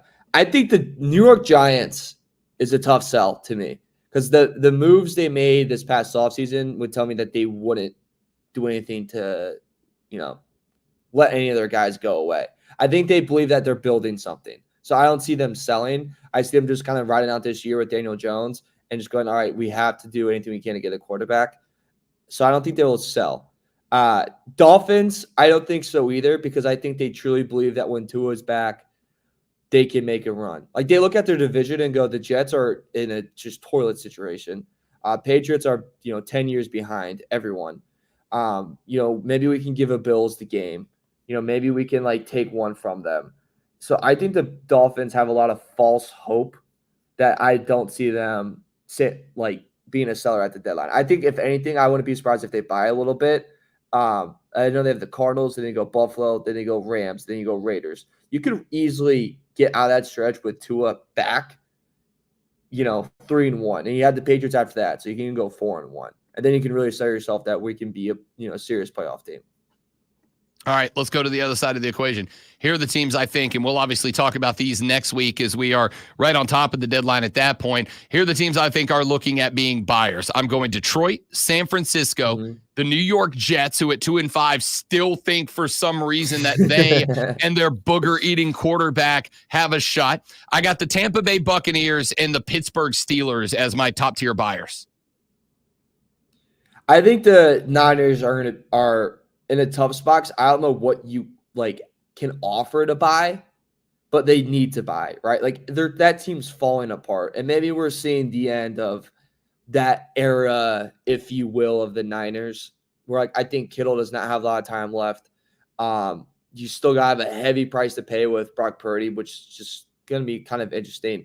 And at some point, you have to start relying on a young talent. And remember, if you make one mistake with Shanahan, good luck trying to get that, trust back. CMC looks like he's on the tail end of his prime, which you can't blame him, man. That the amount of miles that's on that guy, injuries was going to come. So I think they're going to be big sellers. I don't know how much they can buy, but I think they will be. I do agree with that. Lions are going to be in the conversation for an edge rusher, so I do see that, and they really do believe they can win now, and I think they can. Dude, if they don't make a phone call yesterday for Max Crosby, I don't know what to say to him. That call's got to get made. Exactly. They need to do anything they can to get him or just get anyone because, look, the NFC will never be weaker than it is right now, right? Who do they honestly have to worry about? I'd argue Green Bay. But, Eagles are gonna trip over themselves. Cowboys are a joke. You don't have to worry about them anymore. The Niners are injury prone. They have injuries all over the field. You just proven that you could handle the Vikings. And how good is Sam Darnold going to be in the playoffs? Really? He's going to be that good? I don't think so. This is the clearest it'll ever be for them to make it to the Super Bowl. So they have to do that. I thought it for a little bit, honestly, Rob, that they would make a move for Hassan Reddick. I was like, if he doesn't come back for the Jets, that could be a smart move. But, yeah, they have to get on the phone and call Crosby and try to get a deal done. You mentioned Brock Purdy, and I'm real interested because I have said for a while, I was on y'all's show on Tuesday night, and I told Brad and Ryan that I look at Brock Purdy the way I look at Hawkeye in the Avengers movies. Is he more talented than the average man? Yeah, for sure. But at the end of the day, Hawkeye's dope because he's got the Avengers, right? When the Chitauri and Loki came to town, what did Cap tell Hawkeye to do? Go stand over there and watch. That's literally his job in that movie is go be a spotter, not participate. Go stand over there and be a spotter. That's Brock Purdy. He's just had Ayuk and Debo and McCaffrey and Kittle and this wonderful talent. Well, now he's down to Kittle And Jordan Mason, who, by the way, stellar way to show up and be a solid backup for CMC. But the more tape on Mason that's been viewed by other NFL teams, the slower he's been game by game. I think the 49ers are about to get a very rude awakening about the amount of money they have decided to pay to Brock Purdy, because without the Avengers, he's just a guy with a bow and arrow. And that's Hawkeye talking about Hawkeye, not me. But maybe it's also he's got to adapt to it. Like, I don't know if it's as much as he's not as good as we think he is. Maybe it's just more of, hey, you got to get used to it, not having all these guys around and not, kind of being the leader on the field and not having to lean on other guys. Like, I pivot more to that. And also, man, like the defenses he struggled against, like everyone has. Like the Chiefs defense is light years better than their offense right now. And who thought we'd ever say that with Patrick Mahomes as their QB? And like, he struggled against the Vikings defense. But Brian Flores is a hell of a defensive mind, and he's confusing everybody, but he still threw for over 300 yards. I don't know if I would go so far like he's, the Hawkeye. I don't think I would, give him that. If you want to do like an Avenger comparison, I bet he's like, Spider-Man with the younger guy that comes in. You're not going to lead on him to be a leader, and, he's not going to like save the day for like, Captain America, but he's going to get the job done, and he's going to do his role, and he's going to win you some battles.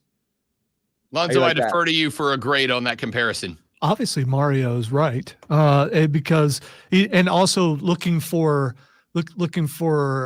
guidance from the other guys, the other Avengers that have been out there, and things like I mean, so I think he's dead on with his comparison. Okay, I mean, I figured you would. You could have said he was freaking Iron Man, and the camaraderie was always going to be there. I respect it. All right, Mario, we have got one more real quick before we get up out of here. Andy Dalton involved in a car accident, sprained thumb. He's out. Bryce Young getting the nod for the Carolina Panthers on the road against the Denver Broncos in the Mile High City this weekend. From an outsider with less dog in the fight than we've got around these parts in upstate South Carolina, your expectations and level of interest in Bryce Young this weekend is what? Hi. What? You had nothing to lose anymore. What do you have to lose? You have nothing to lose. You already lost your job. The team's not going anywhere. The team's not going to make the playoffs. The team's terrible. It's going to be another tanking season. Just roll it out there and play. That being said, I love the under 41.5. I've already bet it. I'm going to bet it again. I'm probably going to bet it again tomorrow. I'm going to put a lot on it. But Bryce Young, there's nothing for you to lose anymore. You've lost everything. You might as well just go out there, play ball, have fun, and just hope you get traded to an organization at the deadline. There's teams that want them. This is when you're getting let go. Yeah. And it's so you're trying to pad your resume. That's what he's doing. He knows he's being let go, so he's got to get out there and pad that resume. First off, you don't know he's getting let go. It's just being talked about that he is a potential trade target. And now with Tua back, assuming that Tua doesn't go full T-Rex arms on the field again after another shot to the noggin, that's the only place I think would have been a target for Bryce Young was the Miami Dolphins. And unless Tua gets rattled again, I don't think they're moving anything. I'll add another one for you, because why not get your future while staying in the present? What about the Rams? That's actually not bad. I mean, if there's a guy I think you could pair with BY to get the most out of him, McVay's got to be the answer. But here's my question. McVay has already tiptoed the line of retirement to move to the booth, because why not? That's all we do is hire former dudes into the booth.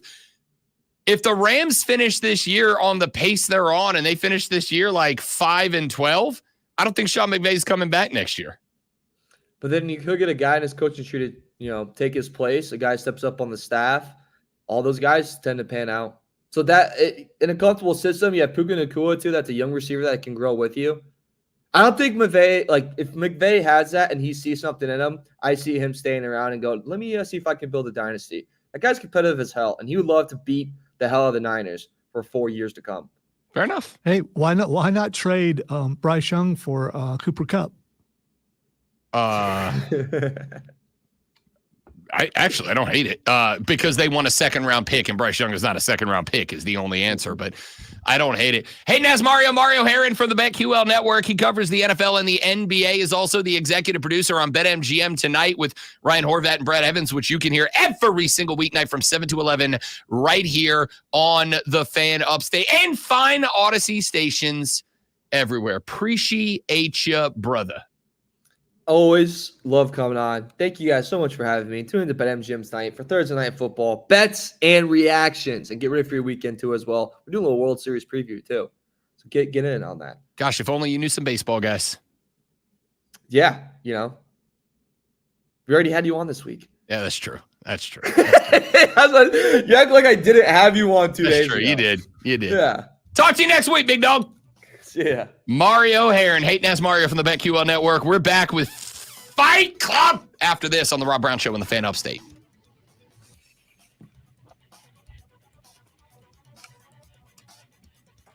Above average performance, buddy. Thank you. That's what my girlfriend said too. I'll see you guys. Well done. See you, buddy. See you guys.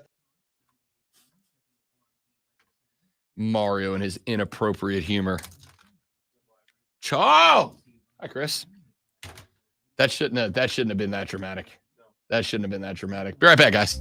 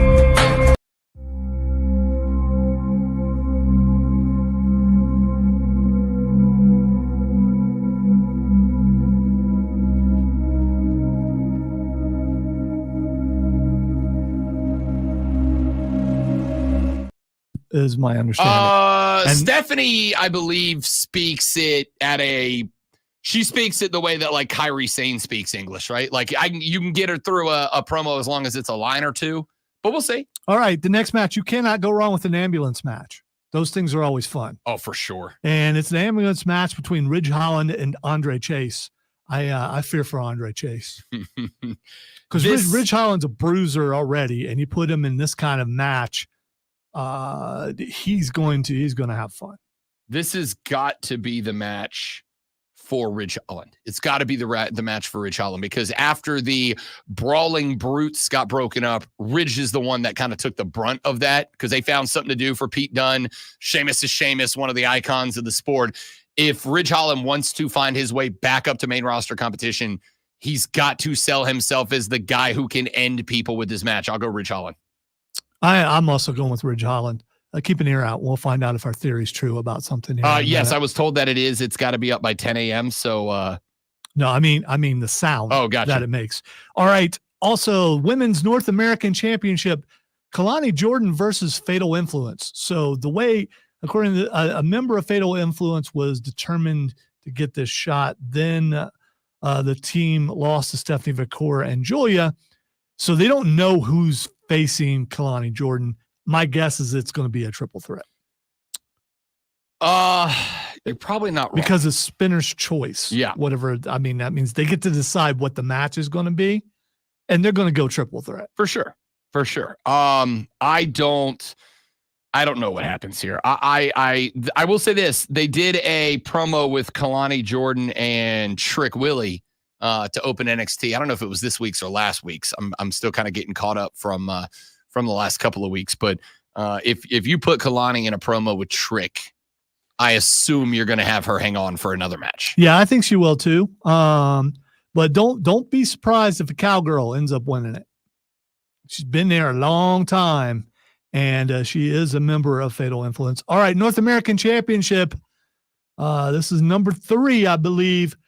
Current champion, the Don of the NXT, Tony D'Angelo versus Obafemi. And it's a tables, ladders, and scares match. And I'll tell you what I really enjoyed. I really enjoyed that little 30-second promo that they did to open up NXT where he said, oh, and by the way, Don, your family won't be here to help you this time. Right? That is such a horror movie line right there for a Halloween theme, as in, why not? Is he getting them banned from ringside, or is the show going to open with everyone else in the family murdered backstage, a la Wyatt Six style? I don't know. However, as much as you know I'm a big the Don guy, the family guy, no, you know what? He's going to win. I was going back and forth thinking Obafemi's probably going to get it back because that's a dude that I think Obafemi is main roster ready. And I think he's getting sent up sooner rather than later. That's a dude you put in a match with Braun Strowman when he comes back and you break things. All right. So far, we have agreed on everything. And there's one last match for the NXT Championship, Trick Williams versus Ethan Page. This one will be a Devil's Playground match. Those are always the best too. Because it's just hardcore. It's just hardcore match. And I'm here for it. Someone's going to end up in the candy corn, stuff like that. Somebody's getting a jack-o'-lantern put over their head. It's a classic. Which hurts worse, falling on tacks or candy corn? I don't know. Well, Legos would hurt worst of all, but still. So who did that spot? Somebody did a Lego spot in the last couple of years. Yeah. And it was like, no. I think I gotta quit. I think it's the first time in rap. I have watched dudes hit each other with barbed wire. I have watched dudes hit each other with fluorescent light bulbs. When my man opened the bag of Lego pieces on the ring, I'm like, I can't watch this match. It's too brutal for me. I'm out. This is just above my comfort level. I can't do it. I will tell you, if you're driving past a building, pirate radio is alive and real. That's all I'm saying. Sure. I'm in. Don't know how it happened. Hoist the Jolly Don't know Roger. why it happened. Fly the black flag. I'll tell you what. For the sake of we have picked every match the same here, you take your pick. I'll take the opposite of whoever you pick. I'll put it on the line like that. All right. I'm going with Ethan Page. Okay. Give me slick Trick Willie style, y'all. Also, Ethan Page dumped his own diss track. Yeah. And it's spectacular, dude. All right. Other wrestling news. Britt Baker and Adam Cole. Whomst? Dr. Britt Baker, DMD, friend of the show. Thank you. And Adam Cole, baby, are supposedly split. Oh, no. Yes. Britt, you need a shoulder to cry on. Yeah, Tony Schiavone will be there for that. Anyway. Yeah, I'm sorry. That's what I was going to say. Friend of the show. Tony Schiavone. Yes. Also, Adam Cole now has a cadaver bone in his body. As a fan of the morbid and macabre, I think that's awesome. I think it's very cool that we can take parts of a dead body and put them in an alive body and make the alive body better. Science is the best. That's really cool. However, let's talk about something that actually matters. Why is Adam Cole the good guy? I don't know. Somebody explain to me how Adam Cole had a heel turn weeks and weeks in the making that we were all looking forward to. Did the heel turn, did it very well, by the way, got MJ bleeping F over as a face because of how ridiculous the heel turn was. And then he comes back and he's the good guy because MJF needs to be a heel. I don't disagree. And there's a way to do that. Last night, he did his did a back and forth while on the massage table and had a happy endings joke at the end of it. So, I mean, I'll say this about MJF. Best heel in the game, to the point that even I'm like, I'm uncomfortable. It's fake, and I'm uncomfortable, MJF, which I guess is the mark of a great heel. For sure. All right. Tomorrow, around 10:30, we've got a surprise. You guys are going to have to wait to hear it, but I want to go ahead and announce it. Because we're not jinxing this one. And I'm going to announce it because I'll get jinxed. This show won't get. I mean, we haven't figured out the logistics yet as far as where it's going. Well, we know for sure it's going to air on the Upstate Pulse on Saturday night because we can't get this guest until after the show. Still trying to work on StreamYard. If that could happen, then you guys will get to see it before it airs there. And so Glenn Jacobs, better known as Kane. Only known as Kane. Yeah, unless you're in Tennessee. We were contacted. I was contacted yesterday by the awesome Rob Young from Borderlands Comics and Games in South Carolina Comic-Con Jr., which happens this Sunday, by the way. And Kane is going to be a guest at South Carolina Comic-Con Jr. at the Convention Center in Greenville. You should check it out. Is going to come on and we're going to interview him. And because we're going to be off the air on this show, we will play it in its entirety on the Upstate Pulse on News Talk 98.9 WRD Saturday night. So keeping our fingers crossed. Sometimes these things fall through, but because of their schedules and all that kind of stuff, looking forward to talking to Kane. So if you have any questions that you want us to ask Kane, non-political, please send them to us. The Big Red Machine. Perfect for Halloween. Without a doubt. I have considered being Kane for Halloween many times. I will say this. That you have to build for it, but I mean, a couple more. I mean, maybe 6 months ago. A couple more oatmeal pies in the bank. I might get there. I have one question that I have to get to, which is in the promo backstage you did when you were tag teaming with Hulk Hogan and The Rock, and you dumped both of their catchphrases on them. How did you get that through that without laughing your ass off? Because you broke Hogan. And you had The Rock doing Jim Halpert looks into the camera. How did you get through that without dying laughing? Because I don't know. All right, time to take this thing in a different direction.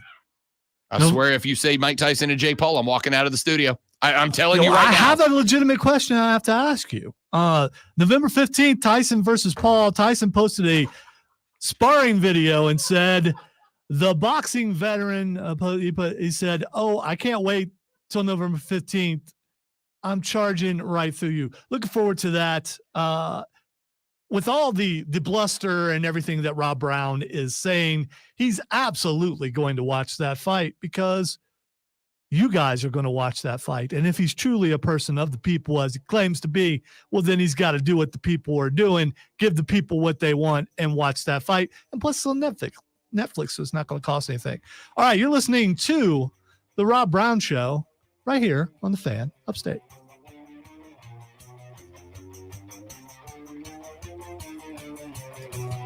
Are we done? Is it over? It's never over, man. Is it blowing? It is up and flying. We That's fantastic, Chris. we got a No more care if he gets in trouble. we had an idea the other day, and it's good when an idea comes to it. So Love it when an idea comes together. You kind of got to look up through the slats, but Oh, I see it. Oh, it's not blowing like it was. oh, it just was a second ago. Oh, there we go. That's, come on, unfurl. Let me see it. There we go. Full on Jolly Roger. I wonder if you can see that from where you're from. I wonder if he's going to get in trouble. Obviously, the department head agreed with it because he saw it happen. Hope it doesn't interfere and catch it on fire or something. Although that would be kind of cool too if just the flag caught on. I know it's yours and you bought it, but I don't if it's for cool dramatic effect. It turns out, and this is not a joke, I own 4 Jolly Rogers. we just happened to be talking in the office about something. No reason. Something. And I said it would be really cool if on that mast we had pirate flags. And I said, I bet I know someone who has pirate flags. Not only did he have them, but there was one in the office ready to go.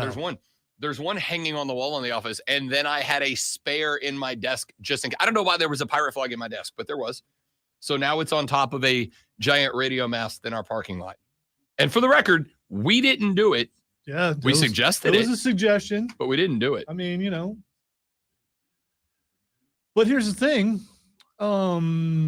It's a radio bit. That means, it's completely excused. You can get away with just about anything if you say it's a radio bit. That's Just true. about. Just about. As long as it's, well, I think some people are probably getting away with things that aren't legal, but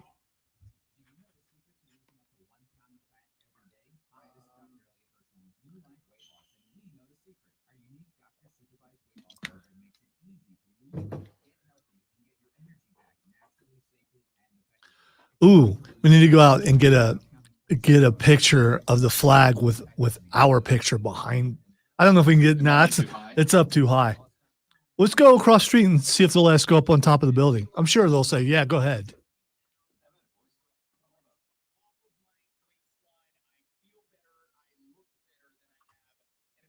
Maybe we can find a listener with a bucket truck.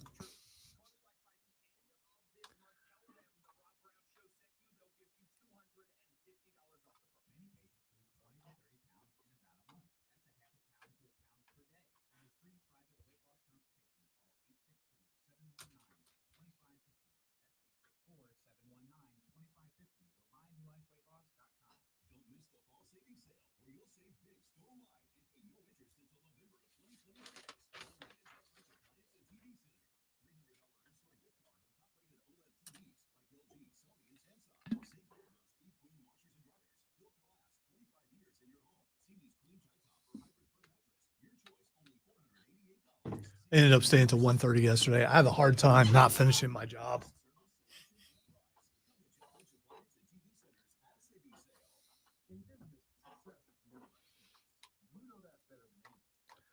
It's more so knowing if I don't get it done, then I still have to do it the next day on top of the next day's work. Well, no, Venom's getting slammed. Maybe I shouldn't go see it tonight. Oh, I know you said you had a suit. You have a suit. I agreed, and I agreed to do a thing for the Triumph last week. They have a You always double book me. So I went to lunch with you yesterday. Yeah, I know. Wasn't expecting you to go anyway. We did see one movie together, and I don't remember what it was. Orlovsky, put your collar inside of your suit jacket. It was Dungeons and Dragons. Oh, okay. How many years ago was that? And also, we've seen more than one. We also saw one of the Batmans together. Did we? Yep. Are you sure? Yep, 100%.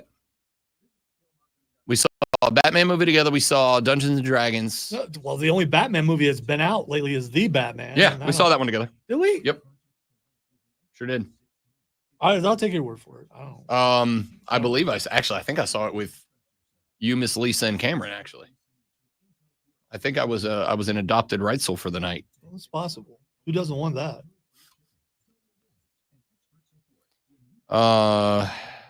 There may have been one more very early in the current iteration of the Rob Brown Show.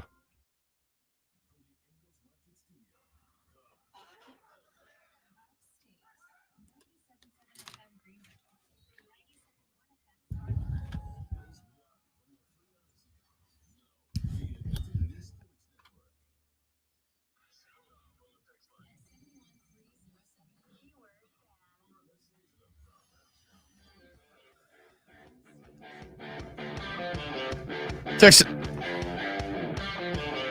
2-1. Texas said, Rob, I tell you what, man, cream soda from ice cold glass bottles just hit different. I must tell you straight up, soda out of a glass bottle is the best version of soda. Hands down, no questions asked. I haven't had a cream soda in a really long time. Love a good cream. Barks cream soda, mwah, spectacular, untouchable. They also make a red cream soda, Barks does, and it's great.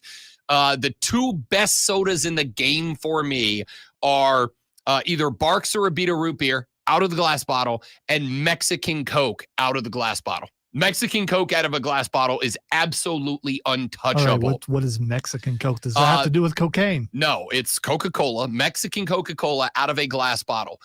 It is because Mexican Coca-Cola is made with raw, pure cane sugar versus the processed sweeteners and processed sugars that they use in American Coke. Mexican sugar is made with pure cane sugar, so it's got a much more clear Coca-Cola taste. It is the best out of the glass bottle. So yes, Texter, I get it. Texter said this morning, Facebook memory showed me a post from 2016 when I said, watching a Panthers game has me wanting to taste Clorox. It's good to see nothing ever changes. Oh, man, that's rough. That's rough. All right. Let's do we got about 7 minutes left till we get to the end of the segment, end of the show with what the X is going on. Let's do an abbreviated audio blitz here. I'm going to save some of them for tomorrow as well. This one came across my screen last night after the loss of Tua Tagovailoa. A mama was having a discussion with her daughter, who is a big Miami Dolphins fan. This little girl's probably 10, 11 years old, maybe.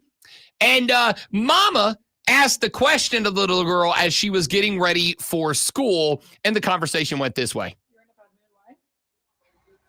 Just tell me. Miami's backup quarterback is injured. Who's the backup quarterback?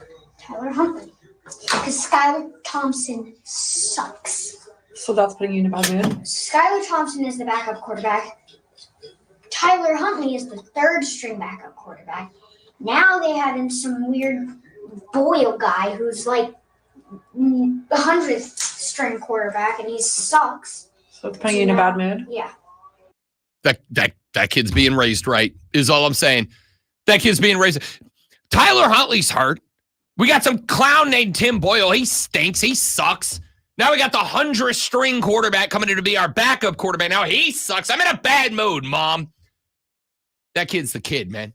That kid's great. That kid is goated. That kid gets it. That kid's welcome on the show anytime. Anytime. The Caps Off podcast is a pod that I didn't know existed until yesterday.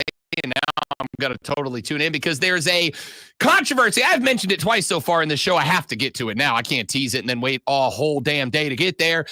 A video of Aaron Rodgers going around during the Jets' loss this past weekend shows Aaron Rodgers performing an action that some people believe was Aaron Rodgers picking and then eating his own booger on the sideline. The Caps Off podcast discussed. Found out why he sucks. Why? Because I just looked up Aaron Rodgers on Twitter to try and find like something he said in the press conference, and there's a video of him eating his boogers on the sideline. Sounds about right. He's a booger eater. At least wipe it on something. I'm a nose picker, but wipe it on something, man. Did he eat it? Full blown booger eat? Oh my god! I don't. Wait, I don't see the eat. Hold on. Oh my god! Puts it in there. Oh, dude! Booger eater, full blown booger eater. You're 42 years old. So not only is he bad at quarterback, he eats his boogers. The Jets are gonna jet, man, no matter what. That might be the most "the Jets are gonna jet" I've ever heard anybody say. All right, he's already denied it, but if you're gonna pick, you should flick, especially at someone who's walking by. Flick or wipe. Like, you're on an open field. I don't even care if you flick. Like, if we're in a movie theater and I see you pull one and flip it, I'm gonna be like, dude, you're a gross human being. Like, you're a savage. Go back to the Neolithic era from whence you came. Hey, you were in a fraternity. You've seen worse than that. Maybe. But I'm gonna tell you, as a 40-year-old man, if I see you pick and flick in a public space, I'm gonna call you out on it. You're on a football field. There's 1,000 yards of grass in every direction. At least like wipe it on. You have a towel on your belt. You're a quarterback. He can deny it all he wants. It's pretty evident. You're on video, A-Rod. I've seen it. I believe him. I believe he didn't do it just because. What do you think he did? He picked it, ran it across his lips sensually. I don't. You know. can see him do it. I did. Did you see a booger? I did not. Well, of course I didn't see a booger from a camera on the other side of the field. I saw the fingers up in the back cave, and then I saw them make the way to the mouth area, and then I saw them removed. And you know what I didn't see? A flick, a wipe, a nothing. Yeah. Again, you and other people already don't like the guy. So this just makes you even happier that you found something else. I don't know that he did that. I don't believe that he did that. If he did, it's gross and disgusting. Yes. And he needs some sort of help. Yes. But I don't believe it. Yes, I want you to know that if I caught my own brother eating his boogers, I'd put him on blast on the show. Everybody wants to believe it's true. That's the thing. Everybody wants to believe it's true. How do you not? He picked his nose. The same fingers went to his mouth, and then he removed them. I didn't see that. I don't need the James Webb telescope zoomed in to actually physically see the booger. I know what process is happening there. All right, the only telescope we know about is the Hubble. No, the James Webb telescope is better than the Hubble. Yeah, you should go follow it on Instagram. It's spectacular. Only a select few know about that. No, okay. I'm not getting into a nerd fight about this. All right. Let's see. I'll save that one for tomorrow. Oh, here's one that I like for you. Football nerd saying football nerd things. Over the ball, I'm IDing the front, whether it's a 4-2, 5 down, 3 down. Find the free safety. It depends on where the free safety is. Lots of times people rotate. Sam, free. I look at it still like a piece of paper. RTNQMWS. Break it down to what the defense actually is. You notice a lot of the time, okay, the Sam and the free safety will change positions. A 3x2 set with our receivers. If there's 2 DBs to the field and 1 high free safety kicked over, where's the other guys? And you do all this in like 4 seconds, probably? Probably, I'd say like 10 seconds. Once the play clock starts, we break the huddle, come up probably about 18, maybe 17 seconds, start IDing the defense, look for the free safety, work my way back down the box, get down in my stance, call out our combination or what's going to happen. After that, you look at your defensive lineman in front of you. What can you do the fastest to hurt me? At that point, you're green 80. Green 80. All right, you cannot convince me that wasn't Kevin Owens talking. It wasn't. It was Dan Clark, starting center for the Saskatchewan Roughriders. I knew it was Canadian. That accent sounds just like Kevin Owens. Yeah, Saskatchewan. I bet he could also do all that in French. Voulez-vous coucher avec moi? That was Dan Clark of the Saskatchewan Roughriders running through what a pre-snap looks like for a starting center. So when I have said to you in the past, number one, God, I love when football dudes talk football. All right. It's just an art. It's poetry is what it is. Number two, what I've said many times, offensive lineman might be the most difficult position on the football field to play, and nobody gives him credit for it. That's why Dan Clark, you legend. And now the Rob Brown Show presents Twitter. Until I see video evidence, that was Kevin Owens. All right. The first thing that's axing is Keyleth. Well, the newest 3 episodes of Critical Role, I believe the final 3 episodes of this season 3. It is 12. They've already been renewed for season 4, by the way. Yes, dropped today, and I know that there is going to, without giving any spoilers, a couple of very interesting things are happening in the show. Even if you're not a D&D guy, if you're just into like the Lord of the Rings high fantasy stuff, Critical Role is fun. It's just fun. It's very adult, though. It is very adult. Don't watch it with the kids. Watch it with the kids if you don't care about it, but they're phenomenal. It's a phenomenal show. And I know that I believe these last 3 episodes are going to center around a wonderful character named Keyleth, who is she's a member of the Arashari. She's effectively, for you Uber nerds, and a firebender. She's kind of like a druid. She is a druid. She's a nature druid, but she's from the Arashari. I know I'm dorking out. I don't care. The show's good. Shut up.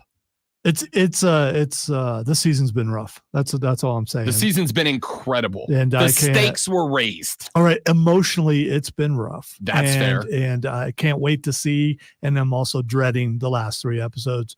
All right. The next thing that's axing is Pacheco. I'm assuming that would be of the Isaiah version. Of course, the Kansas City Chief, who was not, I can't believe Patrick Mahomes took him out. I mean, Mahomes just flat out took him out. I hope he apologized. I guarantee you. Not like, jokes aside, I guarantee he did. Either way, is he getting set to return? He has been seen around the locker room without a walking boot. Okay. Even though he broke his leg, he's been seen around without a walking boot. Okay. I'm interested. And, people getting pretty excited about not only the newest edition, but some of the guys who are hurt possibly coming back. All right, the next thing that's Xing, and I did not click on it, but it was Xing, so I'm going to say it anyway. Mia Khalifa is Xing. So, okay. So clicking on that would be a bad idea. Yeah. Let me go ahead and say it's probably political, but I was not going to click on it. It is political, and I don't know that because I clicked on it, so that we're clear to my bosses that may or may not be listening. Mia Khalifa is a porn star. At one point, she was the number one porn star in the world. Apparently, and I don't know. She also put a video out at one point with Deshaun. Yes, she did. I believe that is correct. Mia Khalifa at one point was the most popular porn star. Not that kind of video. They were like throwing a football or something. Allegedly. Mia Khalifa. Yeah, you think that okay. We'll leave that alone. I'm sure it went somewhere. Mia Khalifa was the number one for a hot minute, the number one porn star in the world. And apparently I don't know what it is. I don't care because I'm going to be honest with you, and this may shock you. I don't care what Mia Khalifa thinks about anything at all in my life. And this is not degradation of porn stars or sex workers. I don't care. You're an adult. Live your life and be aware there are adult consequences that come with, in this case, very adult decision making. She apparently said something today in the political sphere that has even, I'm going to use the phrase Mia Khalifa fans like, nah, that ain't it, sis. That ain't it, queen. We ain't going to go. Okay. That's the most Mia Khalifa talk we've ever had on the show. And if we play our cards right, probably the last. Yeah, let's I want to know Lonzo brought it up, not Rob Brown. Okay. I didn't bring that up. It was Xing. And we stayed in the realm that supposedly we believe it was in. Anything and everything goes when it comes to what the X is going on. All right, one last thing. Yes. Braun Breaker. The dog versus the werewolf. Lonzo, I will pay for that on a pay-per-view. I will buy a pay-per-view for that. I know I don't, but I would. That match is going to slap. It's his birthday. Oh, happy birthday, Braun Breaker. Did you see Steiner's other kid, the one that's playing football for, who is it, La Tech or whoever? He hit the Rick Steiner celly when he scored on Tuesday night. I did not see He hit the full bicep kiss and everything. I'll have to look that up. Oh, super dope. Hey, that's it for us. You'll have a wonderful rest of your day. Don't drink and drive. I'll punch you in the face. Come back tomorrow because you know the Friday edition is going to get hype. Have a great rest of your Thursday. We'll see you back here tomorrow to do it all over again, but better on the Rob Brown Show in the Fan Upstate. Later! I really don't give a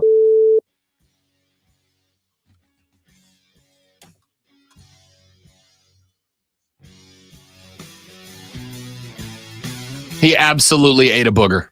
He absolutely ate a booger. Yeah, absolutely ate a booger. I didn't see the booger, so I didn't need to. I don't know. You wouldn't have seen the booger. Boogers are small. Some are. He ate a booger. I'm guessing if you are an NFL player, you have NFL-sized boogers. Oh, man. Do you think friend of the show, Paul White, has the same kind of boogers that you do? Same size? You think Andre the Giant had the same size boogers as you? No, but you know what I've never seen? Paul White eat a booger. If he did, it would be pretty funny. But, yeah, I don't know. Paul White's booger probably the size of my fist. Yeah, exactly. And maybe athletes' booger sizes are bigger or more athletic. I don't know. All right, boys and girls, I got to go record stuff and do stuff and stuff. Thank you all for being here. Hope you enjoy the show. Come back tomorrow. If you know someone bigger, ask them if their boogers are bigger. Research. You're going to ask Kane that? Yeah, get back. Kane, what would you say the average size of your booger is? No, I respect the people who got us the interview. I'm not going with that. I'm not doing that. Oh, man. Y'all have a good day. See you back here tomorrow. Tell your friends about us. Goodbye.